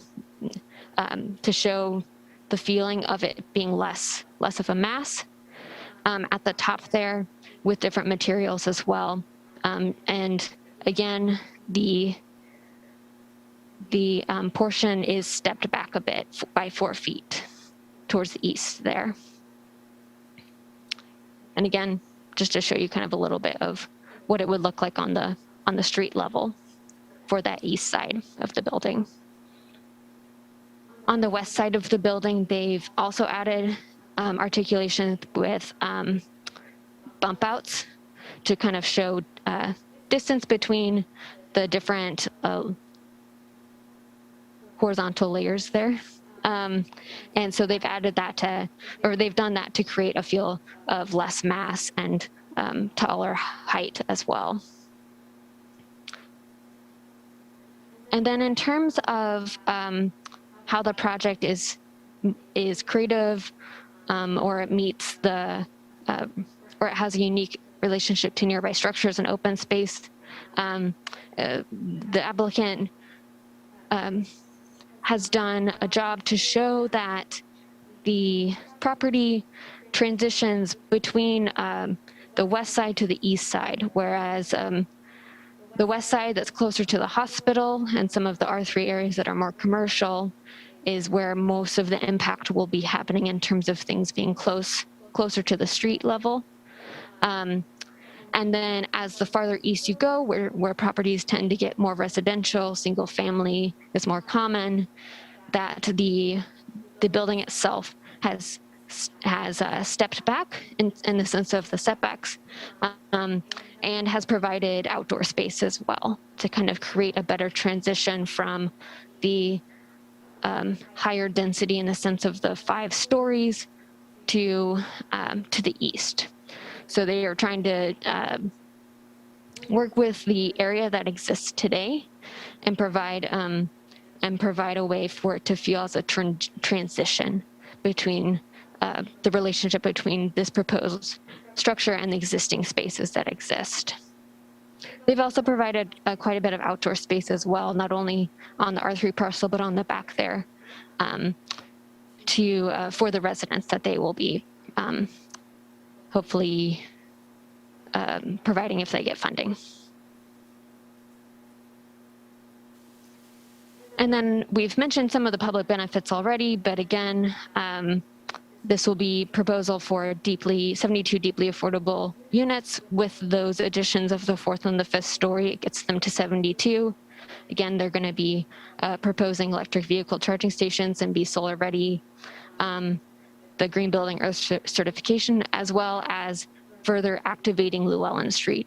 Currently, it is a vacant lot, and the proposal could potentially further activate the area in the sense of creating frontage improvements. They would need to be doing that for the proposal, so there'd be sidewalks, as well as places for people to go that are still open space as well.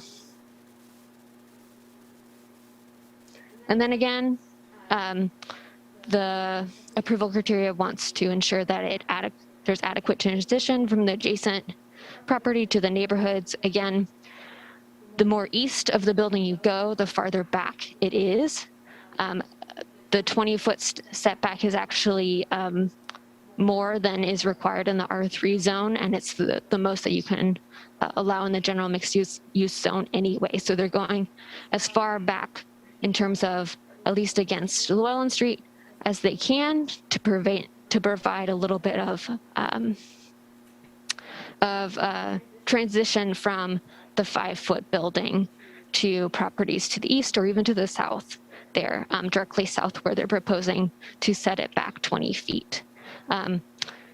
So they've made sure that as the area gets more or less dense, they're making the building feel a little less on top of the properties to set it back a bit. And in terms of comments, we did receive some comments that were in the staff report. You saw that there was a comment from the fire district. They just wanted to make sure when they submit for permits of what they need to include in their proposal. And then actually today we did receive some additional comments that were not in the staff report, but should have been forwarded to you all. So you should have received them. And they're from 4 or 5 residents of Milwaukie, and then all of them have indicated not supporting the variance proposals. So in terms of the approval criteria for staff, we do recommend approval of the building height variance and the transition measures and building step back variance based on the approval criteria that they listed out. And then we also added to adopt the attached findings that we provided. So for Planning Commission, you all have 4 options. You can approve the application subject to the recommended findings that we've provided. You can approve the application with modified findings and conditions of approval. Again, such modifications need to be read to the record. You can deny the application upon finding that it does not meet the approval criteria, or you can continue the hearing. And then I will open it up for questions. Thank you, Mary. Do any of the commissioners have questions for staff specifically to the presentation? I'm seeing no questions for staff. Oh, I am seeing 2 hands raised. Commissioner Sherman, go ahead. Thanks, Chair Losfeld. Mary, I was just wanting to kind of understand on my own is if the parcels on the south, maybe you could pull up the map. If the parcels on the south side of Llewellyn were GMU, would there be issues on some of these setbacks? No, so it's only because they're zoned R3.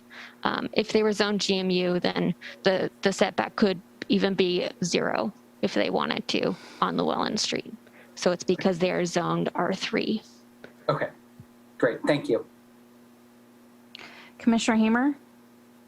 I did not receive an email with the other testimony that was provided.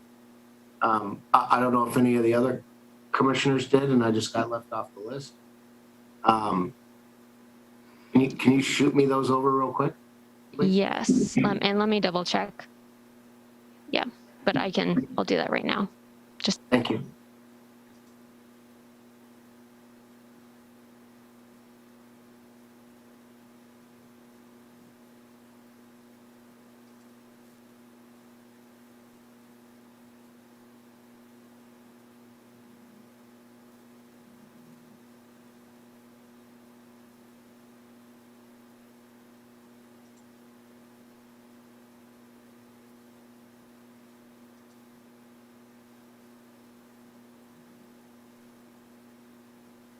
I didn't mean to stop the procedure for that.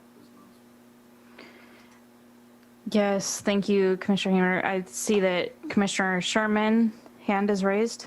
Yeah, thanks. Sorry, I had one additional question. And it might have been in the first packet we received about the parking lot. So apologize if I can't remember. Has it been defined what deeply affordable housing is? I mean, formerly worked in housing, typically define those things as, 30% area median income, 60%. Is that defined anywhere? That's a good question. It is defined, and again, you can confirm with the applicant, but their intention is for those that have 0 to 30% of the median family income per year. So the lower end of the affordable housing spectrum. Great, thank you. Any other questions for staff? I see no other questions for staff. Thank you again, Mary. I'm going to suggest that the applicant or representative now provide their testimony. Okay, let me pull them over.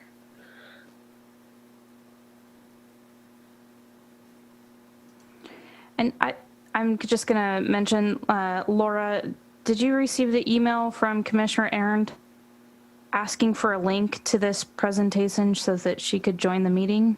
I just did. I'm working Could on it someone right now. reach out to her? I just Okay. did. I'm working on it now. Okay, a little late, but okay, go ahead. Would you please introduce yourselves?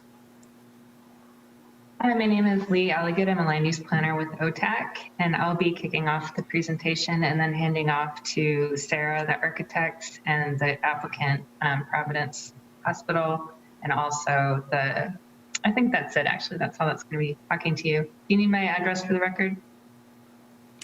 Yes, please.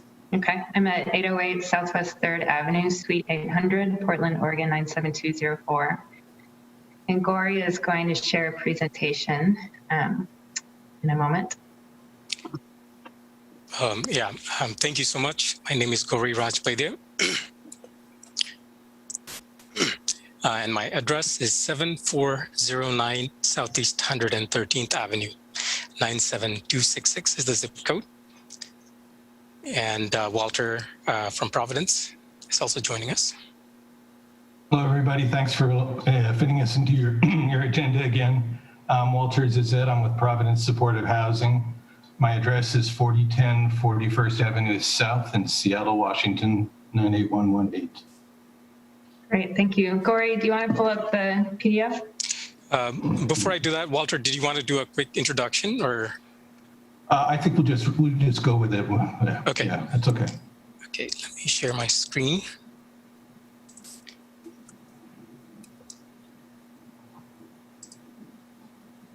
Okay.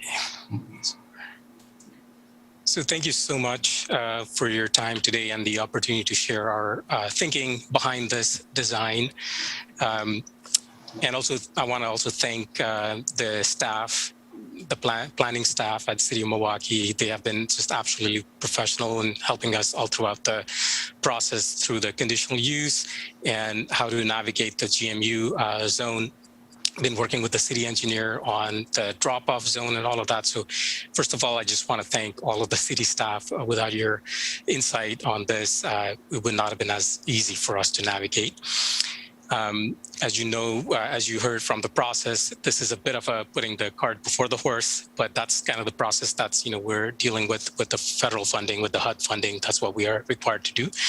And as such, we're kind of proceeding with it to make sure that the building is permissible on the given site within the zoning codes.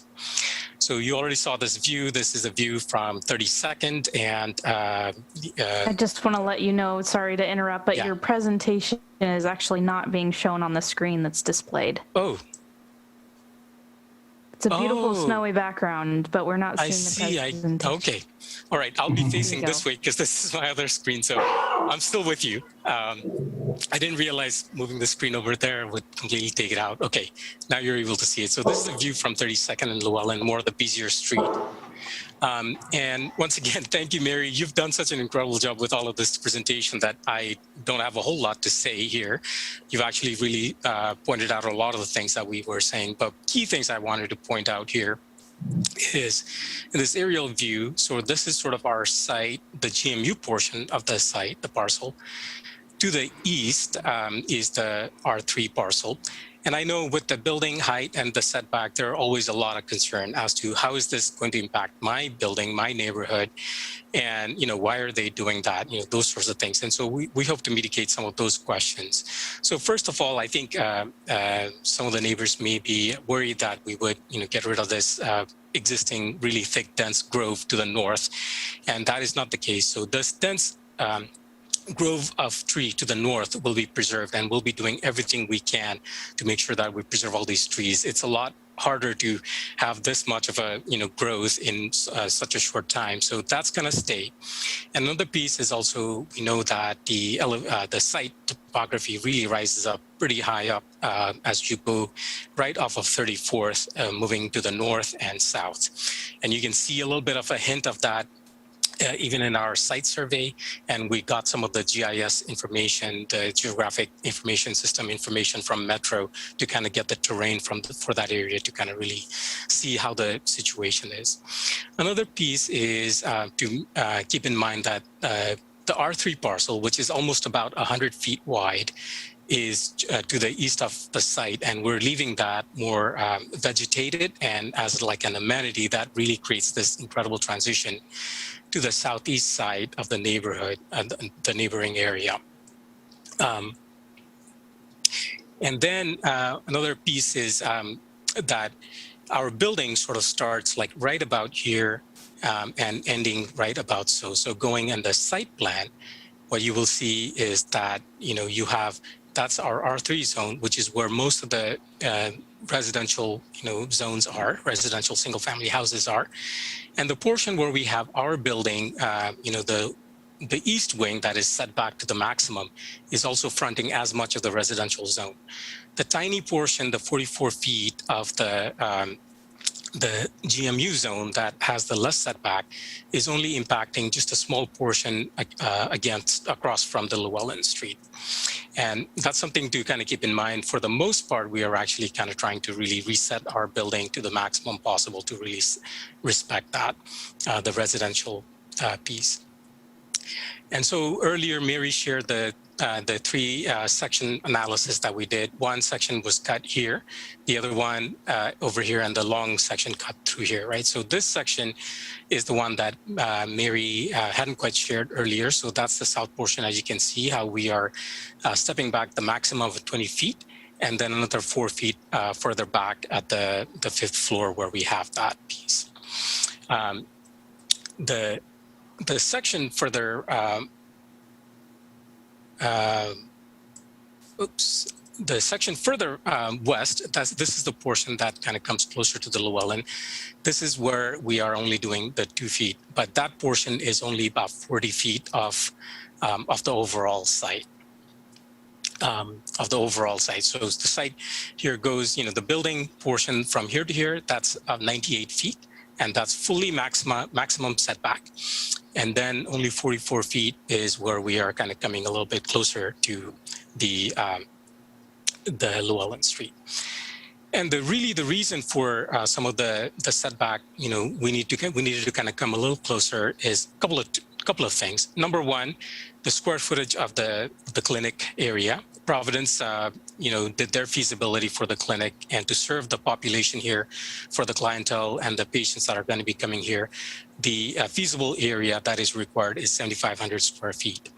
Now, within that, there's another piece, which is the residential portion of the senior housing. Now, this senior housing is a little bit unique than other senior housing in that this is modeled after age in place. What that means is you could be, at 62 years old now and may not have any mobility issues currently. Now, the idea of age in place is such that you get to stay in your apartment without having to choose a different housing as you age and as you are needing the mobility access equipment such as walker or wheelchair. Now, in order to allow for that, what HUD requires, Housing and Urban Development requires for these kinds of senior housing age-in-place model, is that all the space and circulation space at the ground floor be very ample and wide and open, to allow for incredible accessibility for all kinds of mobility access equipment.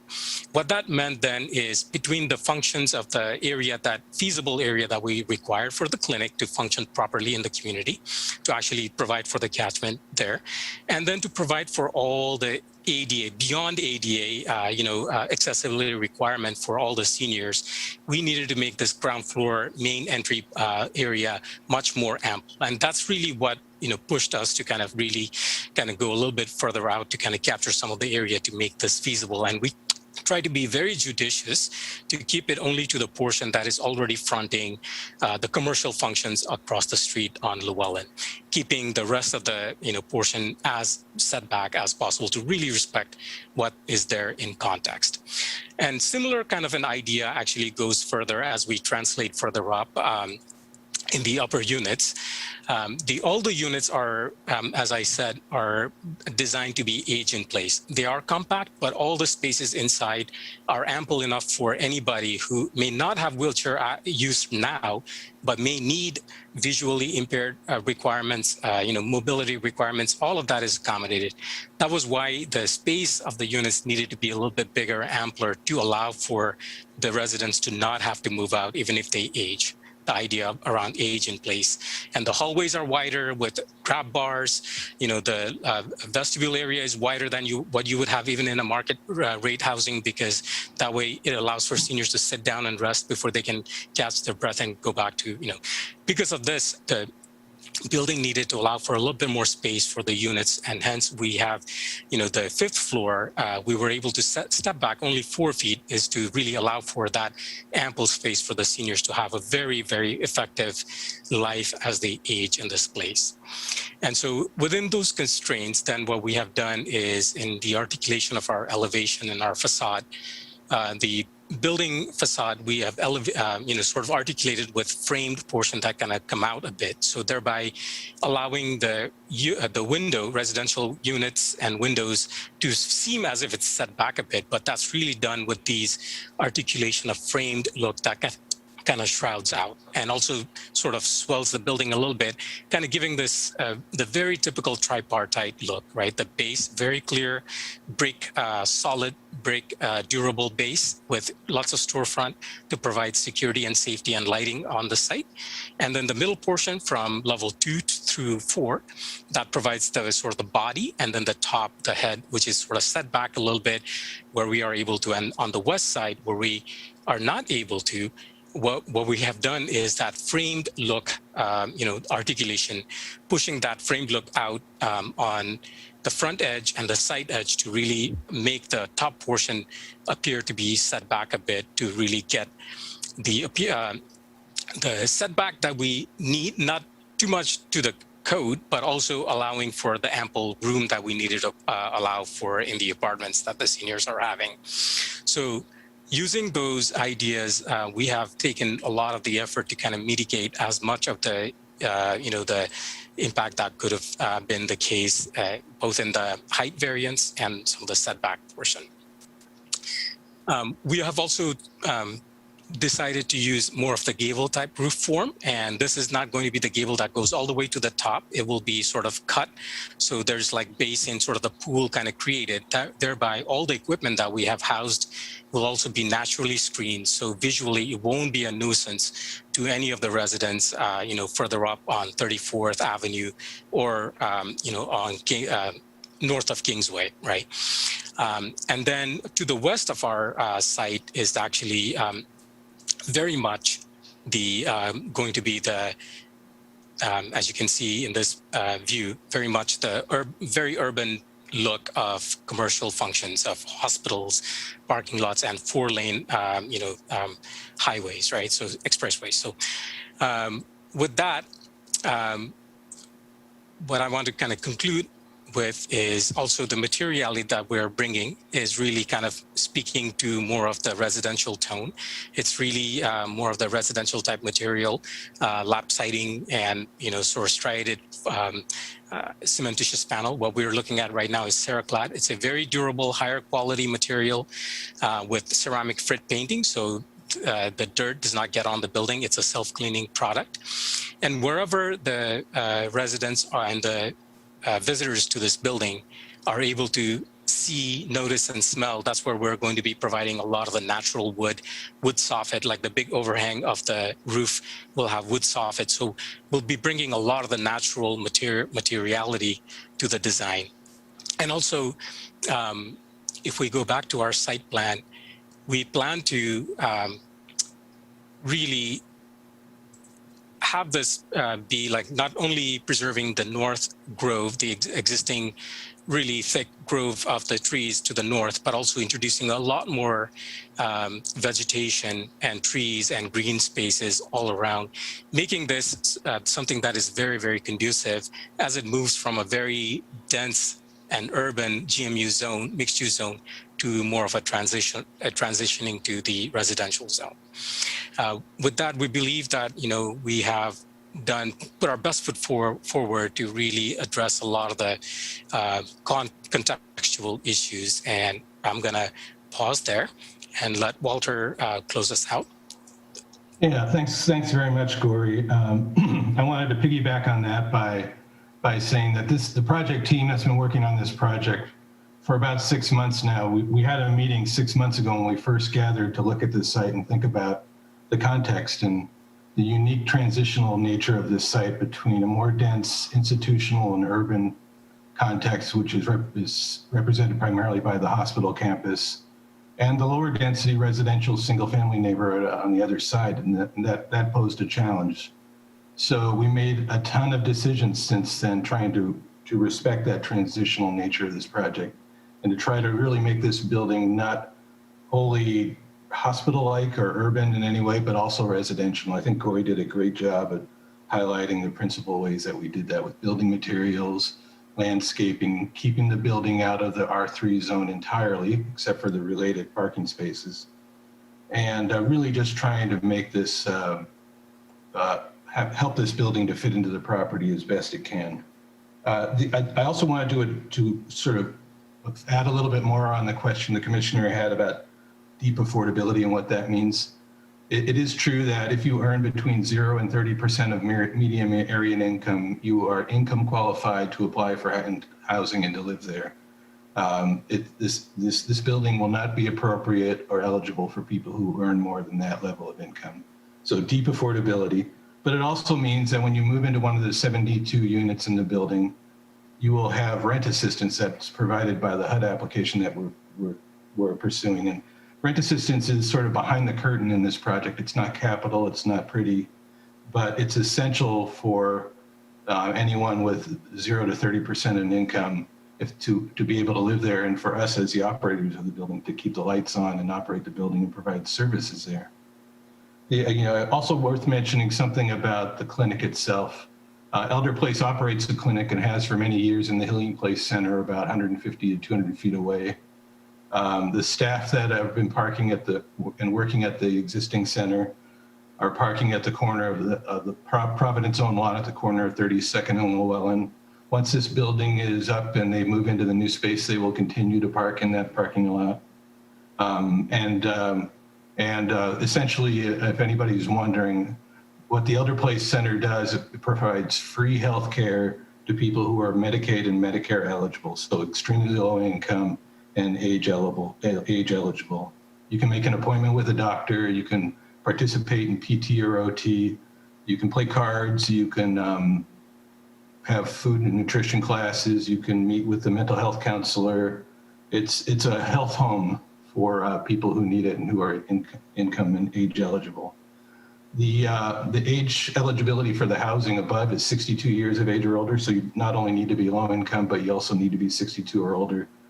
Our other projects, about 14 other HUD 202 projects like this, the average age actually ends up being, once the property is in place, in the high 70s. So people who live in these buildings tend to be quite old and elderly and sometimes frail, and aging in place features like Tori was describing are critical for them in order to be able to live independently and stay out of nursing care and the like.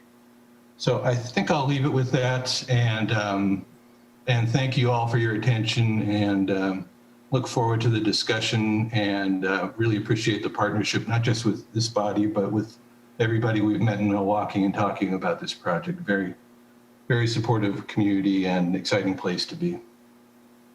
And I'm going to follow up with just one more statement. We agree with staff's recommendations and we request approval of the application.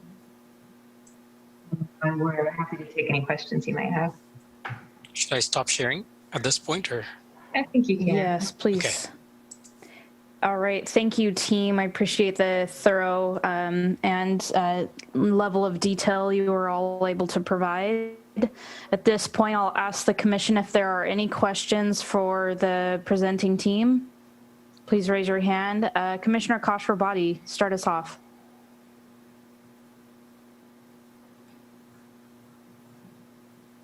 I think you're still on mute, sir.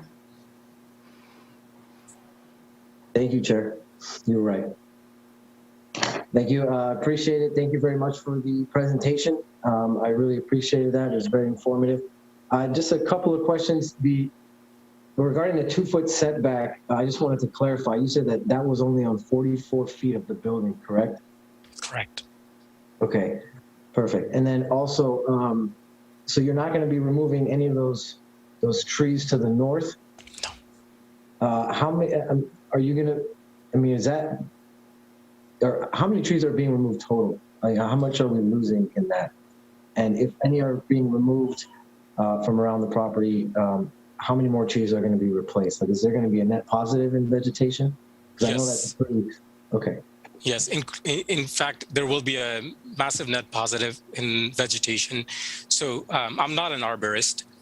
We have, most of that north line, as you can tell, except for, again, that 44 feet where we're 11 feet close to the setback.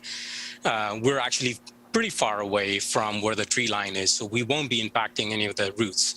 The area closer to the building, we will get an arborist and do all the assessment and see what we need to do to kind of make sure that the protection plan is in place.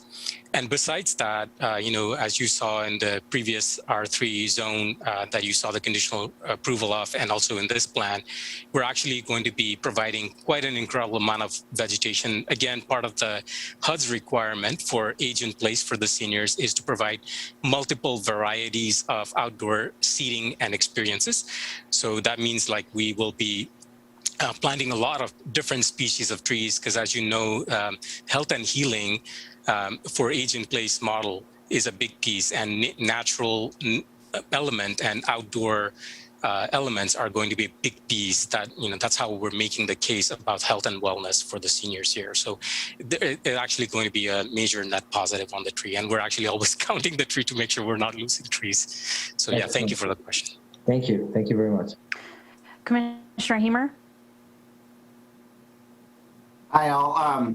So thank you for the presentation. I guess my question is that you guys went before the Ardenwold Johnson Creek NDA and proposed a 4-foot building.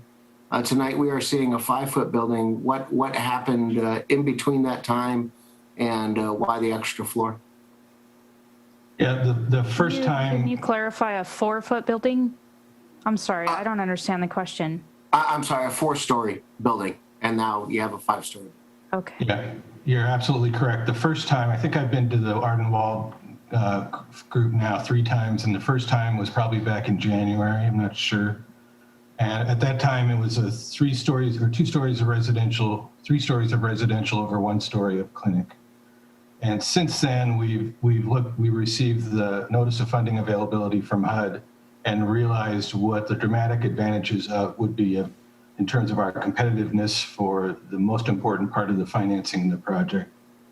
And that involved adding units and just building a building that's more efficient from an operating point of view with more units and serving more individuals. So those additional units made us look at the option to add this additional floor of housing.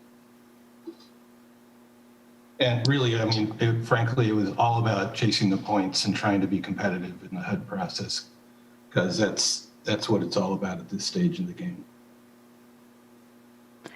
Are there any other questions for clarification or otherwise? Commissioners, seeing none, I think we will close out of the present. Oh, Kashrabadi, Commissioner Kashrabadi, go ahead. Last one, I apologize. And is this going to serve mostly Milwaukie residents, or is this more going to be like a countywide service? We won't discriminate based on where people are coming from. It'll be anybody who's eligible in the ways that I described earlier, their income and their age, and that's it. We don't ask those kind of questions if they're local or not. I can tell you that most of the folks who will get referred to the property will likely come from hospital referrals, who tend to be people who are served locally. And a lot of the data and information we have around senior housing needs actually comes from the hospital partnership we have there. So there's a good chance of that localness being important. Okay. Thumbs up on that one. Okay, I think if there isn't any other questions from our commission, I'm going to move on to public testimony. Thank you again to the project team. I appreciate that. I will recognize those persons who provide testimony. Please state your name and the place of residence for the record so that they may be entered into the minutes. If you're here to testify, please remember to confine your remarks to the application and the relevant criteria, and to avoid repetition and non-relevant information. We will be keeping time, and I want to keep everybody to 3 minutes, looking at our clock here as we're approaching, or we're just after 8:30 now. Mary, I'm going to ask for your assistance, and Vice Chair Edge, I'm going to ask your assistance in terms of timekeeping, please. Mary, are we seeing anyone interested in participating in support of the application first? I have hand raised. Well, we also have a caller in, and I'll double check first if they want to comment, and also where they stand on wanting to comment. So let me check in with the caller first, and then we'll base it off of that. So hold on here. And then Laura, I'm going to ask if you could mute everybody in attendance except for the individual testifying. All right, so the caller should be able to talk if they can.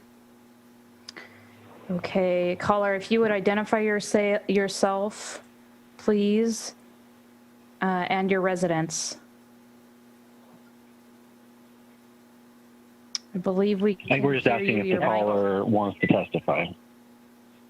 Yes. Hello? Yes, we can hear you. Yes. You can hear me now? Yes. Are you wanting to testify in support of the applicant? Yes, I do. Okay. Please state your name and residence for the record. My name's Arnold Rodacker, and I live in Milwaukie, the Hillside Park.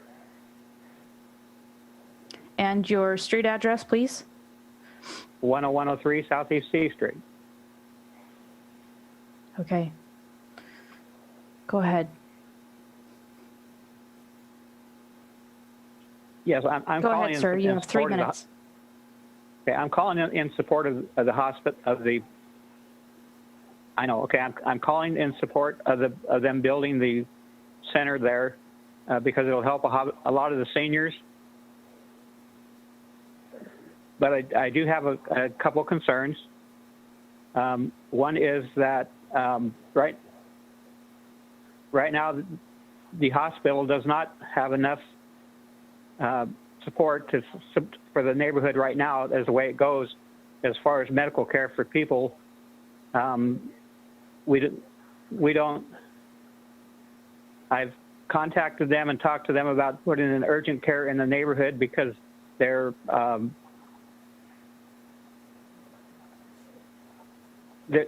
there's no urgent care around here, and the nearest urgent care for us around here is probably approximately a 2-hour bus ride.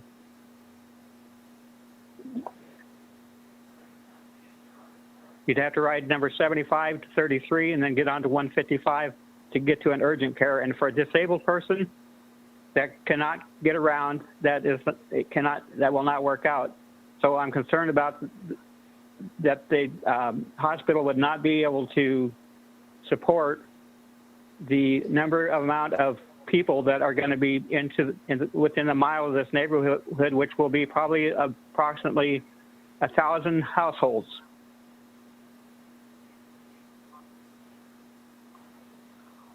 And those numbers are figured on the 500 from Hillside Park, 243 from Monroe Project,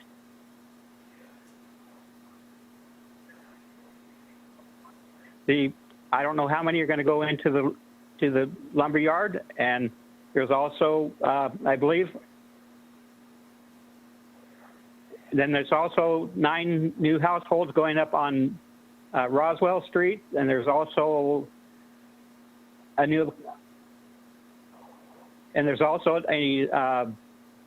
another apartment complex going to go. I'm not sure what the name of the road is. It's across the street from the little supermarket there on 32nd.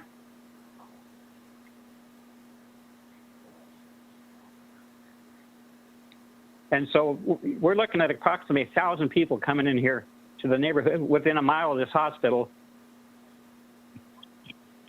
30 seconds remaining. Is my time up? 30 well, anyway, seconds. that is my main concern is that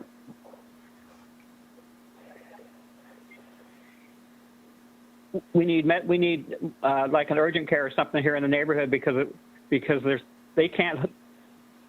the hospital cannot handle the things that they're doing right now. And if you add another 1,000 households, well, how is that going to affect the neighborhood? Time. Okay, thank you, sir. I appreciate your testimony.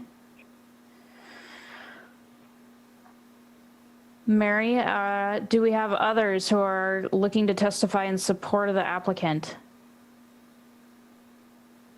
I have some hands raised, and keep your hands up if it's in for support, because we're in the support area. So I have, okay, the hands are down now. So I do not have any more hands in support. Okay. We'll move on then. First, commissioners, do you have any questions to those who have supported the application? Please raise your hand. I'm seeing no hands raised, so I'll move on.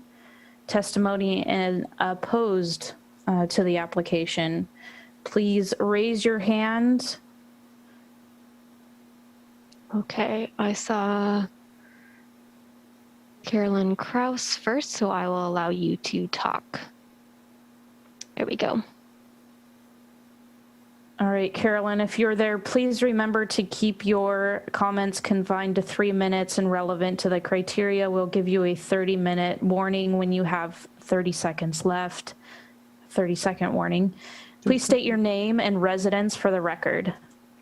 Hi, my name is Caroline Kraus, and I live at the corner of 34th and Llewellyn. My address is 10515 Southeast 34th. I have 3 concerns. I sent a pretty detailed note to all of you that was emailed. Hopefully everyone on the commission has that. But my 3 major concerns are scale, parking, and safety. So you guys kind of already did the parking part, and I didn't understand what was to come. So 17 spaces is ridiculously inadequate for what's going. The existing parking lot is absolutely full on any given day. There's no extra spaces. So you're talking about adding 75 units with nowhere for anybody that's going to be taking care of those people or staff or anybody else to park. So that's ridiculous. The biggest issue is scale. I mean, there's nothing that is remotely that tall in our neighborhood on this side. This is single family homes up and down Llewellyn and 34th. There's 2, count them, 2 businesses on Llewellyn. The rest of it's residential.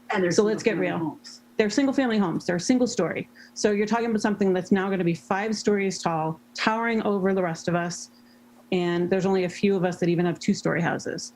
So hugely appalled at that. Second issue, like I said, was the parking. The third issue is really safety. You're talking about a whole massive influx of extra traffic, extra people, mobility. We don't have sidewalks on 34th as it is. So Uncontrolled intersection. yeah, it's an uncontrolled intersection as it is. There's no stop signs. I mean, my friend's living with me. She has special needs children. They've almost been hit as it is. People come flying down King and there's no way for them to stop. So they just come tearing around the corner at Llewellyn in 32nd. You're asking for people in wheelchairs and walkers and everything else to get wiped out by some car that's coming through. Ironically, they're employees. Yeah, a lot of them are the employees of the hospital. So by the way, Providence, you could do a better job of that. But yeah, to scale. I mean, Noise it was pollution, already, light pollution. okay. It was already going to be. I'd ask that the individual that's in the background just to keep their comments. Yeah. It's 3 stories is the existing place with Elder Place in it. To put 2 more stories on something that's much closer to all these single family homes to me is absurd. I mean, 4 stories would be kind of awful, but 5 stories to me should be an absolute no. I mean, straight up no. It's right up on top of the street and it's way too big and it just absolutely doesn't fit. You're saying, does this, combine with the adjoining residential neighborhood? No, it absolutely does not. Is this a nice building and a good project somewhere that's a little bit further away from all of these smaller homes? Yes, I think it probably is, but I just do not think that this is the place for a project like that. And like I said, I have additional comments that I emailed to you. I hope you'll take those into consideration. And I ask you to do a continuance on this and not to make a ruling. I really cannot urge that more strongly. Thank you, Caroline. I appreciate your comments. I will move to the next hand raised in opposition. All right, I'll go next to Bernard's family. You should be allowed to unmute yourself and talk. Hi, can you hear me? Yes. I can hear you. Please state your name and residence. My name is Allie Bernards, and my address is 10399 Southeast 34th Avenue. And that is the north property line adjacent to this proposed building. First of all, and I also have a secondary person who would like to speak, so we're hoping that we can get 6 minutes. We have the same call. First, we want to reiterate the fact that we 100% stand by everything that Carolyn just said. Secondly, we need to address the inaccuracies and need a lot more time for a continuance to submit further feedback. As an example, first of all, we're not notified of any of this that was going on. We were informed from it by another neighbor of ours, so that's pretty alarming, considering we are the only adjacent property. So one of the alarming issues is that on page 12, 4.2, it states that, in addition, the site to the north is mapped as a significant landmark, and the building can be used as a number of office or commercial uses for an incentive for its preservation. I want to make note that at no point in time in the past or moving forward has that ever been a commercial use. It has always been a single family residence. So that's an alarming point that is reiterated throughout this PDF probably 20 plus times.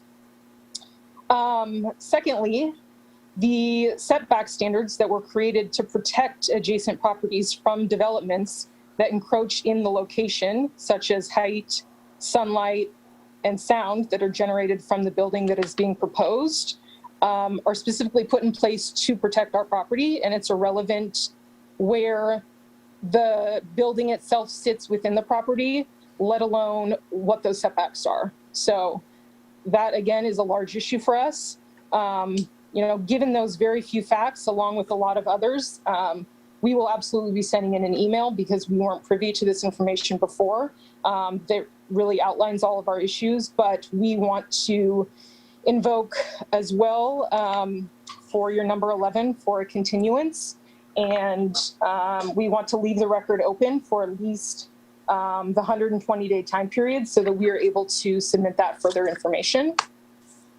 There are some other topics that I'm going to hopefully cover really quickly. I want to point out that in no point of this is there any discussion whatsoever that there is a current utility easement that solely benefits lot 5501 running south from 5501 to Llewellyn Street. That sits directly under the development that's being proposed. And everyone at Providence is aware of the situation, and yet it's not called out anywhere in these drawings. I want to note also that Mary and also Gory at no point mentioned that they had any mitigation or zoning for R3 to the property to the north, and they only mentioned the other three sides. So okay, again, Ali, I'm going to ask you if the second individual would like to recognize themselves and state their residence, then we can continue for 3 minutes, but I'll have to ask you to heed your time. Yes, ma'am. My name is Mark Gossage. My address is 5409 Southeast 37th in Portland. And I also own one of the adjacent properties to the north. Several topics were brought up in the report and also in that initial disclosure. The criteria for the zoning of the height and setbacks is one that's critical when a commercial space meets a residential, and it's to protect the property, because buildings of this scale, the placement and heights are critical to keep it in human scale. One of the things that was brought up several times is the dense foliage, which is certainly a historic stand of trees, and I don't know if an arborist survey has been completed to truly understand the health and longevity of that, which then sort of questions hanging a lot of the mitigation on that particular stand of trees.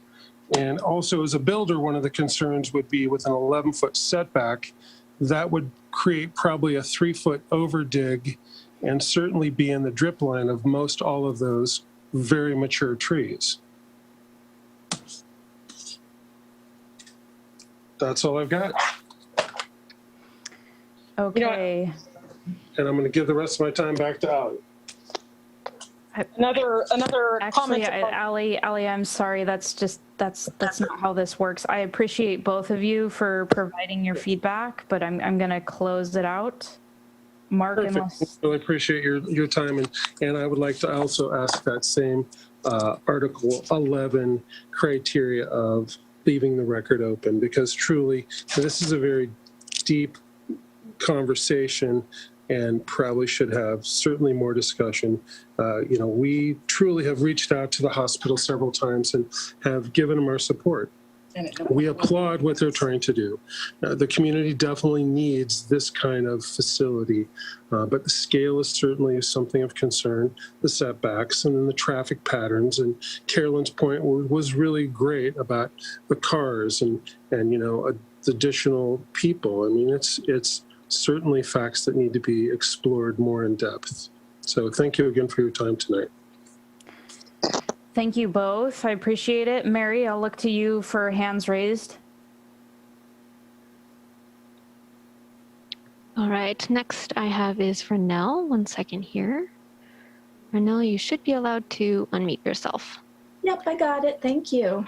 All right, state your name and residence, please. Yep, I'm Renelle Coburn. I'm on Southeast 29th between Malcolm and Boyd and the Ardenwald neighborhood. And like everybody else here, I am all for ultra low income housing for seniors. The aging in place stuff's fantastic. I have a girlfriend who is a professional in that particular field. And so I've learned a lot about it from her. I just have 2 quick questions and then my main concern, which will not repeat anybody else's. One is I'm a little confused. Page 10 of 16, the Planning Commission staff report, the rear yard setback. The rear yard, I assume, is the north side of the building. Is that correct? That's correct. It says that the ground floor of the building is set back 11 feet along the western 4 feet of the mass. Floors 2 through 5 of the building where dwelling units are located are set back 15 feet from the property line. Is that correct? On the north side, the upper floors are stepped back the 15 feet. I guess my question would be, and I'm not asking you to answer me right now, is why those step backs aren't on the south side of the building? I think there's just design issues that could be worked out potentially worked out here. Like others, I agree that 62 feet, it's too high. But, you know, step backs abutting the residences to the south could make a huge difference. I don't understand why they would be not abutting the residential properties to the east and the south. My other question is, are there any time requirements for these low-income units? I'm hearing aging in place, so I'm hearing a longer time frame. That's great. The hillside, the new hillside development written into the deed at 60 years. Are there those kind of requirements for these units as well? That the building cannot be converted to another use, sold off, whatever, and you know, variances perhaps were granted for a building that ends up being repurposed for more market uses in the future. Yes, I see Walter. Yeah, I was just going to address that question. I'm not sure. Actually, this wouldn't be that time, but we can certainly, Walter, provide that. I would just encourage you, Ronell, to continue with your time. I'm curious about that. So beyond that, my concern, I agree with everybody who's spoken so far. Great project. But I'm concerned about precedent being set for the new NMU code. This is our second 30 seconds. Two proposals that seeks to basically blow out the new NMU code and set precedents. And I would urge the Planning Commission to think about what precedents would be set for all future development. And for those of you who are involved in 32nd and Olson project, you know that the neighborhood is very concerned about that. As a whole, we had all those petitions, all those signatures, all those people showing up. If people knew that this project was going on, many more would be here. So thank you so much, Ronell, for your testimony. I appreciate that. Thank you. As always. Mary, I'll ask you next hand raised. I've got Matt Rinker here. 1 second. All right, Matt, you should be allowed to unmute yourself. Hey, hello. Hey, I'm sharing a computer with my wife, Lisa, and I'm just going to hand her the microphone. Okay. So my name is Lisa Gagnon-Ranker. I live in Ardenwall, the Johnson Creek neighborhood at 3012 Southeast Balfour Street. And I'm actually the land use chair in the Ardenwall Johnson Creek neighborhood. And I submitted a letter today from Matt and I. We didn't really vote on that with our neighborhood meeting. So it's just the two of us that are kind of raising some concerns. And again, precedent for the GMU zone in our neighborhood is one. And some of the questions that I did raise in the letter and more looking at it, because Providence does have such a big campus right there, and there is a need for a parking garage there because there is parking on neighborhood streets. And that area, which is going to be where the building site is currently used for parking as well. The question would be, being that this particular building would be on 3 sides in R3 zone, is there a potential different area that this could have been proposed, maybe closer to 32nd, in a corner at 32nd and Llewellyn or something like that, where there would not be single family homes adjacent and it would still be on hospital property. They're just questions that I don't know the answers to because I wasn't involved in that. I'm just looking at this and looking at all the different hoops that have had to be jumped to get to this part of the project, these variances right now, and there's still more that will be needed to be done after if these variances are approved. So I guess that's one of my big questions and concerns. And of course, the 62 feet, again, it's 5 stories in the GMU zone because you get the 2 bonus stories, 24 feet. But again, we're going above the 5 stories. We're going to 62 feet, which again, and I'm not sure if that includes the added space for the roof line or not. That's another question I didn't identify. But again, these are concerning things for the neighborhood. And again, you know, we talked with Walter, he'd come to our neighborhood meetings and, you know, 4 stories, we're like, okay, we understand there's a significant need. We understand affordable housing, low income for seniors is very important. And we're not opposed to that. And we're not opposed to this project. What we are opposed to are some of the concerning elements that we're seeing. And again, I agree with Ronell as far as the step back and the setbacks, because it's a 2-foot setback on the Llewellyn side and it's 11 foot on the rear on the north side. And I'm wondering almost why that wasn't moved back, 30 seconds. or if there was another way to do this, or to step back again from the south and then not from the north. I don't know why these decisions were made. And again, it's design. But anyway, thank you for your time. I appreciate everything everyone is doing. And again, I don't know if Matt had anything to say, but thank you again. No, I think Lisa encompassed it, and I would just... Matt, I'm sorry, if you would like, you could have your own 3-minute separate time, but otherwise I'll close out Lisa's comment. No, we're good. Okay. Thanks, appreciate it, just protocol. Got it. Okay, thank you both, Lisa and Matt. I appreciate your testimony here. Mary, is that all of our opposition testimony? I believe so. Yes, I don't see any new. I don't see any new hands. Am I seeing 2 hands raised? Yes, they're from people that have previously testified, though. Okay, now is the time for testimony neutral testimony. Please raise your hand if you have neutral testimony.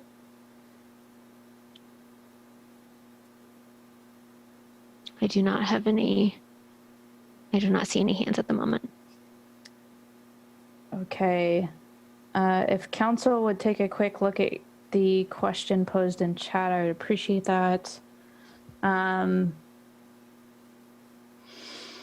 Okay, so that would then be so then we have an opportunity here for applicant to rebut any of the comments that have been made. Assuming that is the course of action they'd like to take. Yes, okay. Go ahead. I think I just want to respond to the one question about, I can't remember the exact wording, but the 60-year requirement. We don't have a 60-year requirement, but a condition of all the funding that we're getting from public sources is a minimum of 50 years. We will have legal documents recorded on the property for a minimum of 50 years that restrict the use of the property to what it initially does. So it'll be senior housing for a minimum of 50 years, or we will be violating the law and the federal government will come after us. There's just no two ways about it. It's a very serious thing not to comply with those requirements. I just wanted to add 2 points of clarification in response to some of the testimony. There were some concerns raised about traffic, and those are understandable and common. It's not part of this application, but as Mary mentioned, when we come for site plan review, there's a traffic impact study that will need to be completed, mitigation measures determined, and that is where the decision might be made about where to find intersections, things like that. So that's done in coordination with the traffic engineer and the city's engineering group. So that it will happen. It's not being forgotten. And the second was just to note that the actual height allowance for the height variance is up to 69 feet for 5 stories, which is a generous 5 stories, but what we're requesting is 2, so lower than the maximum that could be requested. And that is all. Thank you. Okay. I'll just add a few more clarifications. So part of the height is to we would be required to provide screening for mechanical equipment on the rooftop anyway. And so part of the thing is to articulate that with the roof so it's coherent. So you won't see any screening. It's just the roof itself sort of hides the mechanical system. So that's sort of the strategy. And so the height of 62 is to the top of that roof line. And I think some of the questions that brought up as to why the bump out had to be at the west portion, the 44 foot of the west portion. And I actually talked about that during the testimony, during my testimony. So I'd rather not repeat, but we talked about the reason for why we moved out on those 2 sites. Okay, thank you. Let's see, that is then the closing of public testimony. So the public testimony portion of this hearing on VR-2021-006, Providence Supportive Housing Height Variance, is now closed. This is the opportunity for the commission to then discuss, and I would like to lead off with a question. Actually, a question for Laura that I posed. Laura, related to the request for a continuance, can you tell us where we stand? It's been requested a number of different times. I believe that you can ask for a continuance. Yeah. And just in terms of the process then, is that happen, that would happen now, essentially. Is that correct? Or does it happen after commission discussion? I think it could happen before or after. Yes, before or after. You can decide when you want to continue it, at what point you want to continue. I believe the continuance. Commissioner Sherman's got his hand up. Sorry. Please go ahead. Continue, Justin. Yes, I'd like to actually hear counsel quickly. Commissioner Sherman, please. Go ahead. This is the initial evidentiary hearing on this application, and typically what happens in a situation like this, when somebody requests a continuance and they wish to submit additional evidence, arguments, or testimony regarding the application, we don't move into deliberations yet because the record is not complete. Right. And so if somebody's indicated, and I believe they have, that they wish to submit additional evidence and arguments prior to the conclusion of the initial evidentiary hearing, any participant can request an opportunity to present that information. And that request needs to be granted. And that's an Oregon statutory right under a quasi-judicial land use hearing. Okay, thank you for that clarification. Commissioner Sherman, you had your hand raised. As long as it's not in discussion of the application, do you have a question? I was actually trying to get my question in before we closed the hearing. I had a question for staff relative to something we heard in testimony. Apologize for that. It wasn't on the, I wasn't sure if that was part of our agenda, so. That's okay. He can ask a question to staff. Okay. Great. Thanks. I was just curious, one of the people submitting kind of oral testimony at the hearing tonight talked about how they did not receive any public notice. And so I was just wondering, were standard notices sent out to, all impacted residents within, I can't remember if it's 300 feet or whatever, kind of giving notice about this hearing and about the variance requests? Yes, we sent a public notice to all properties and property owners within 300 feet of this proposal site. Let me open up the memorandum of when that was. And that was done on April 23rd, so it would be 20 days before today. Thank you. Any other last questions to staff from the commission or otherwise? I'd just like to. Yeah. Oh, go ahead, please. No, go ahead. Go ahead. Go ahead.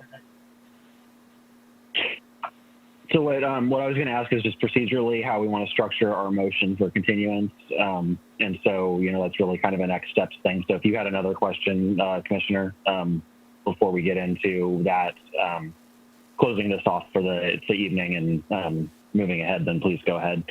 But that's what I wanted to find out first, or, when we're ready. Yeah, I actually have the same question. And Commissioner Sherman, did you just raise your hand? I did, yeah. It's maybe a prelude to Vice Chair Edge's question. This is to the applicants. I understand you have an application due to Housing and Urban Development on the 24th of this month. Is that correct? The 26th, yes. 26th. The funding opportunity that I've been talking about with Housing and Urban Development is due on the 26th of this month.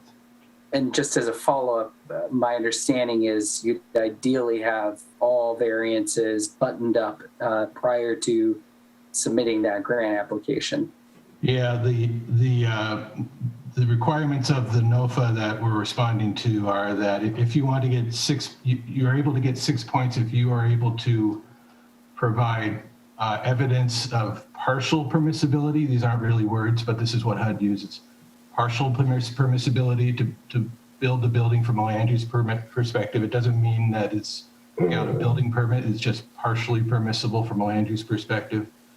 And even more points if it's fully permissible. So, without a decision tonight, we will, again, not be able to access 6 to 10 points that we think are critically necessary in order to get this award. So yeah, it's very relevant. Just out of curiosity, is that a 100-point scale, a 200-point scale? It's a 100-point scale. Out of the most we could get is 100. We were shooting for 90 because we thought that that's about what succeeded in previous years, and that was our goal.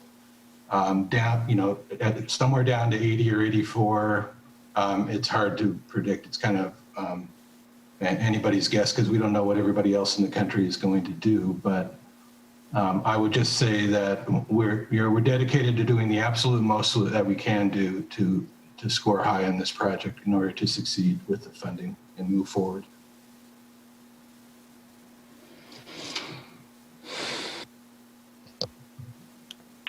So I think I still have the same question, Council, as how to structure this. Right. So the statute provides a couple of different pathways, and I've got the statute open, and I'm looking at the options here. The Planning Commission can grant the continuance, and it has to be at least 7 days in order to leave the evidentiary record open so that people can submit new evidence, arguments, or testimony. The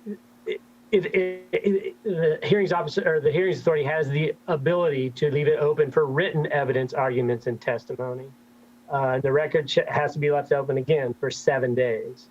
And any participant may file a written record with the Planning Commission for an opportunity to respond to any new evidence that's submitted. And that will, if that is filed, then the Planning Commission can reopen the record pursuant to the same subsection to allow an additional 7 days. So that was very unclear, I know. I think what the Planning Commission needs to decide is whether or not they want to continue it for live testimony or whether they want to just do it on written record. And it's up to their choice. It has to be continued to a date certain of at least 7 days. So, unless you call a special meeting, it sounds like the next Planning Commission meeting will be the next opportunity. Right. So I guess discussion or anyone on the commission want to comment relative to 7-day timeline and relative to live versus written. So Co-Chair Edge, go ahead.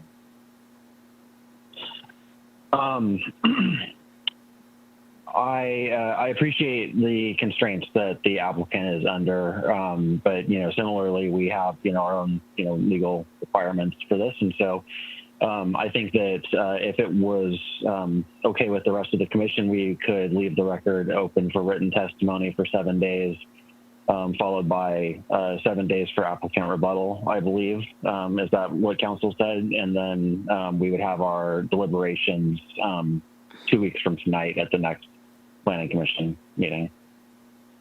And that would be 1 day before their application is due. And so were we to structure it that way, then we would, they might still be able to make their timeline, but also, we would meet the requirements, for allowing additional testimony into the record. Thank you, Commissioner Edge. You articulated that much better than I did. Some of you may remember we went through this in another application last year. Right. Okay, Laura, do you have anything to add to that in terms of timing? No. Okay. Do other commissioners have any comment or thoughts on what Vice Chair Edge has just suggested? I see a hand raised by the applicant. Lee, go ahead. I just wanted to clarify the timing because my understanding is it's open for 7 days for anyone to submit written testimony and then 7 more days for anyone to respond to testimony and then a final 7 days for the applicant to respond to testimony. I just wanted to clarify whether that's the case or if the applicant testimony, the final rebuttal would be provided at the hearing.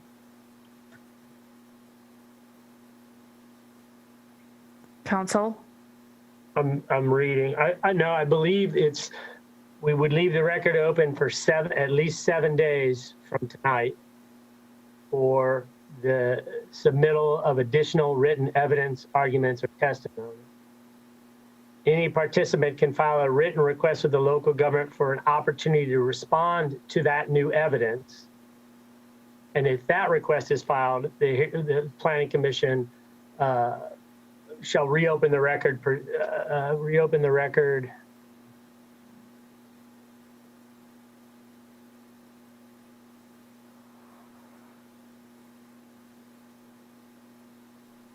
Yeah, then the record can be reopened to allow the response to that new evidence for 7 days. So I think you were, if I'm not correct, you were indicating 3 weeks. I think it's only a 2-week process if we keep it to 7 days. The applicant could waive the right to rebut any new evidence that comes in during that second 7 days. Is that what would be needed to happen? Yeah, the applicant could waive that. The applicant also has the opportunity to submit final written argument, and they can waive that as well. Right. I think, yeah, in Portland, they always do the 777, but I don't know if that's based on statute or just their own regulations. I just want to confirm that when we come back in 2 weeks, we've actually gotten what we need. The 777, I think the third 7 is for the applicant to submit final written argument. Correct. Right. And you are able to waive that. Okay. And we would want to do that before any deliberations occurred. Correct. I guess that's the point I'm driving at. Right. So I would look to Walter, I guess, to weigh in on.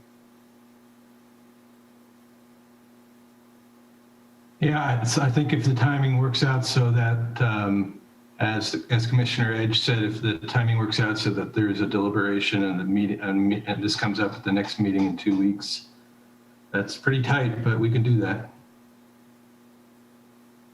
Okay, I appreciate you all work. Commissioner Sher, oh, and then he put it back. Okay, so with that in mind. So I would probably, looking at the calendar, motion for? Looking at the calendar, I would say that the hearing would be continued for the submittal of written evidence until 5 p.m. on May 18th.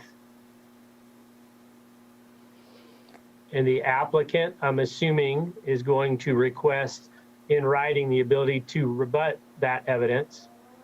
That would be due by 5 p.m. on the night of May 25th. And that would be the evening of the Planning Commission hearing.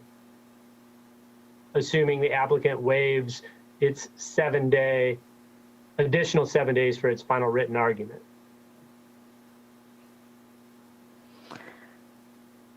Do I have to say that over again? Do we have to motion? I just literally, how do we get out of this? I'm looking at the calendar. I want everybody else to look at their calendars as well. I've got my calendar up, and those were the correct dates and the correct times.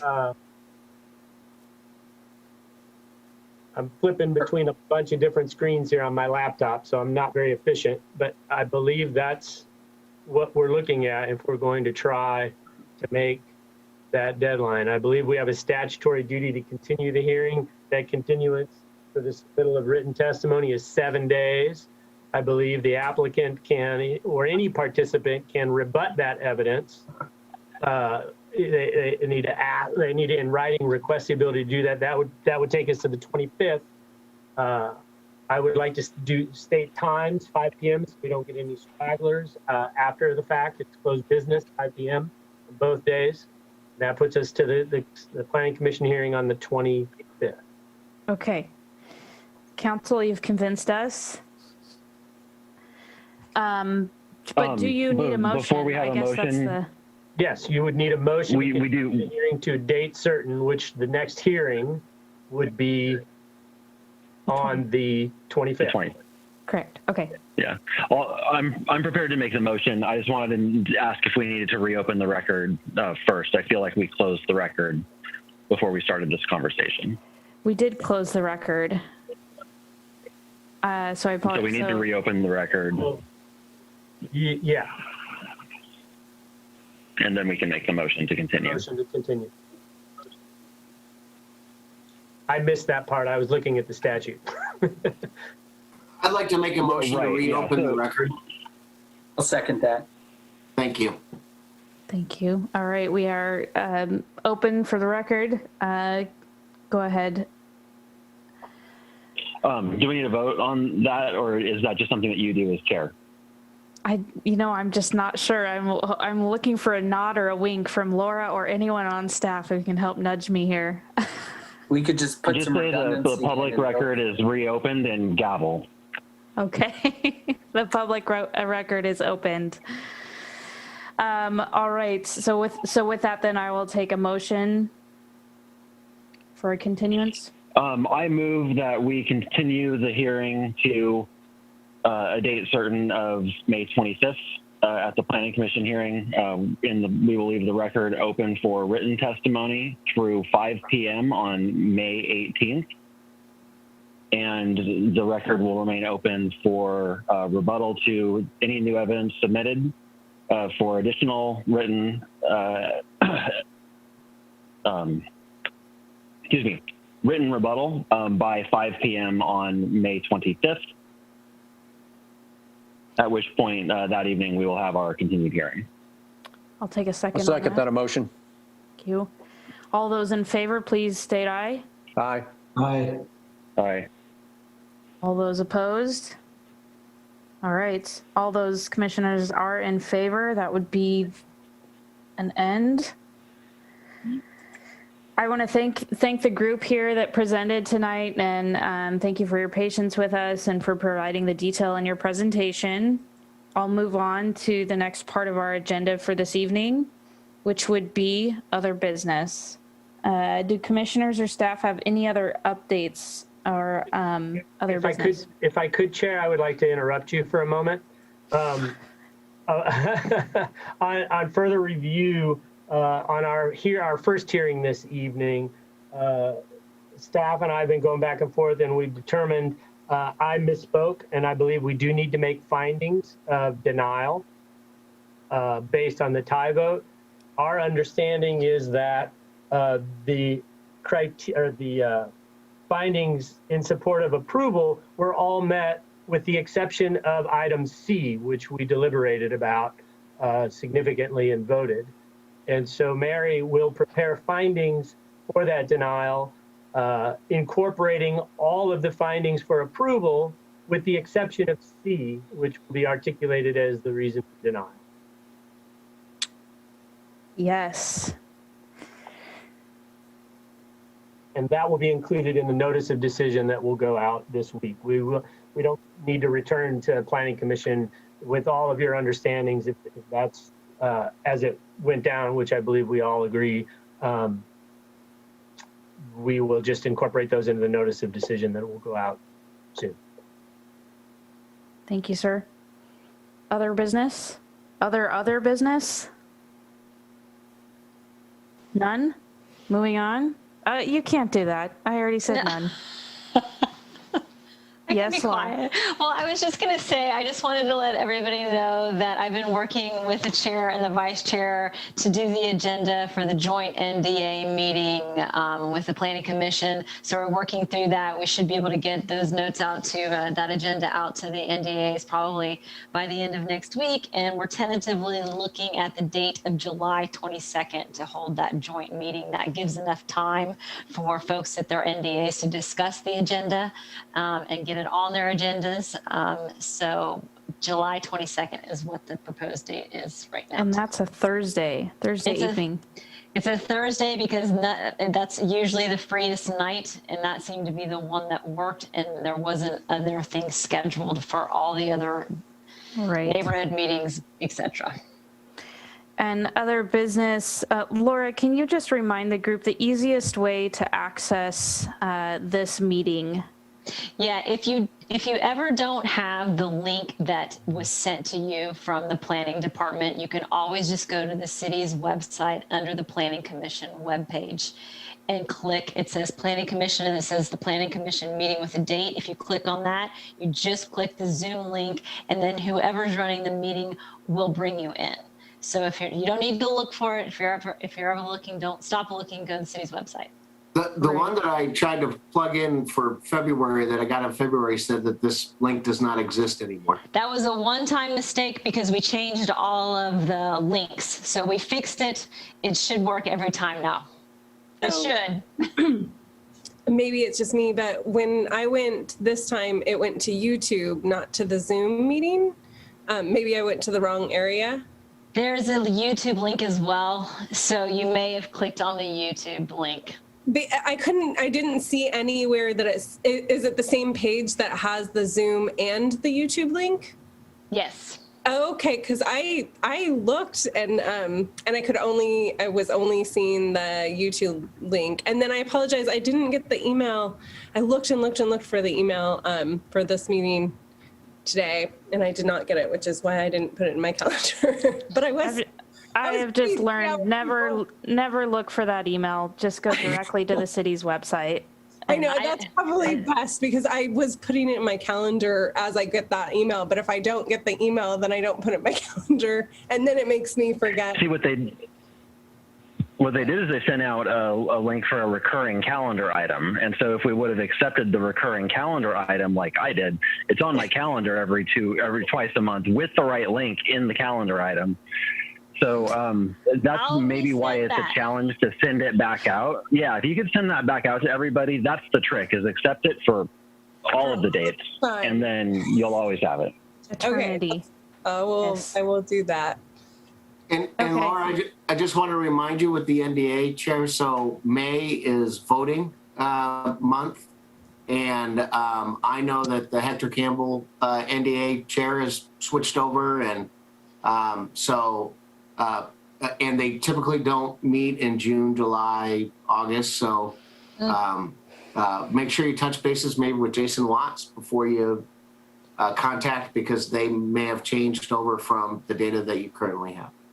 Okay, thank you. Yeah, because I did think that they met in June. So, or if they don't, I need to confirm. Sometimes they do, sometimes they don't. But with Zoom, they've all kind of been meeting anyways. But most of the time it's because most of them meet in schools, and schools aren't there or aren't in session, depending on when their meeting is. So. Okay, I'll check. Thank you for that. Other business, I just want to mention that we are in an election cycle, and for all those to please cast your vote before a week from today, the 18th of May. Important that we all participate. And you have to drop it in the box. You missed your time to mail it, so you got to drop it in the box. That's right. We all need an excuse. Just go to the Sunday market. Right. Don't spend the 52 cents on the stamp. Just drop it in the box. Okay, Greg, now is the set part of our agenda where we get announcements from yourself. Go ahead. Nothing? You know what? This is only for Commissioner Sherman, and he'll appreciate this. The Art and Wall Adventure has been edited and given to the webmaster, and it should be up in a couple of weeks. So I know the anticipation is wonderful and great, and so look for that on the museum website. And that's about all I have. Okay. Anybody who's interested, Porch Fest is on Friday evening on the 14th. You can come by. It's at my next door neighbor, and I will gladly welcome you. Free haircuts, Lauren's house. Free haircuts. Okay. I'm going to move on. Please let me move on. Okay. Forecast for future meetings, Laura. Yes, so coming up, we've got another visit from Vera on the 25th, and now we have the continuance of the last item that we had, but Vera will be talking again about the comp plan implementation.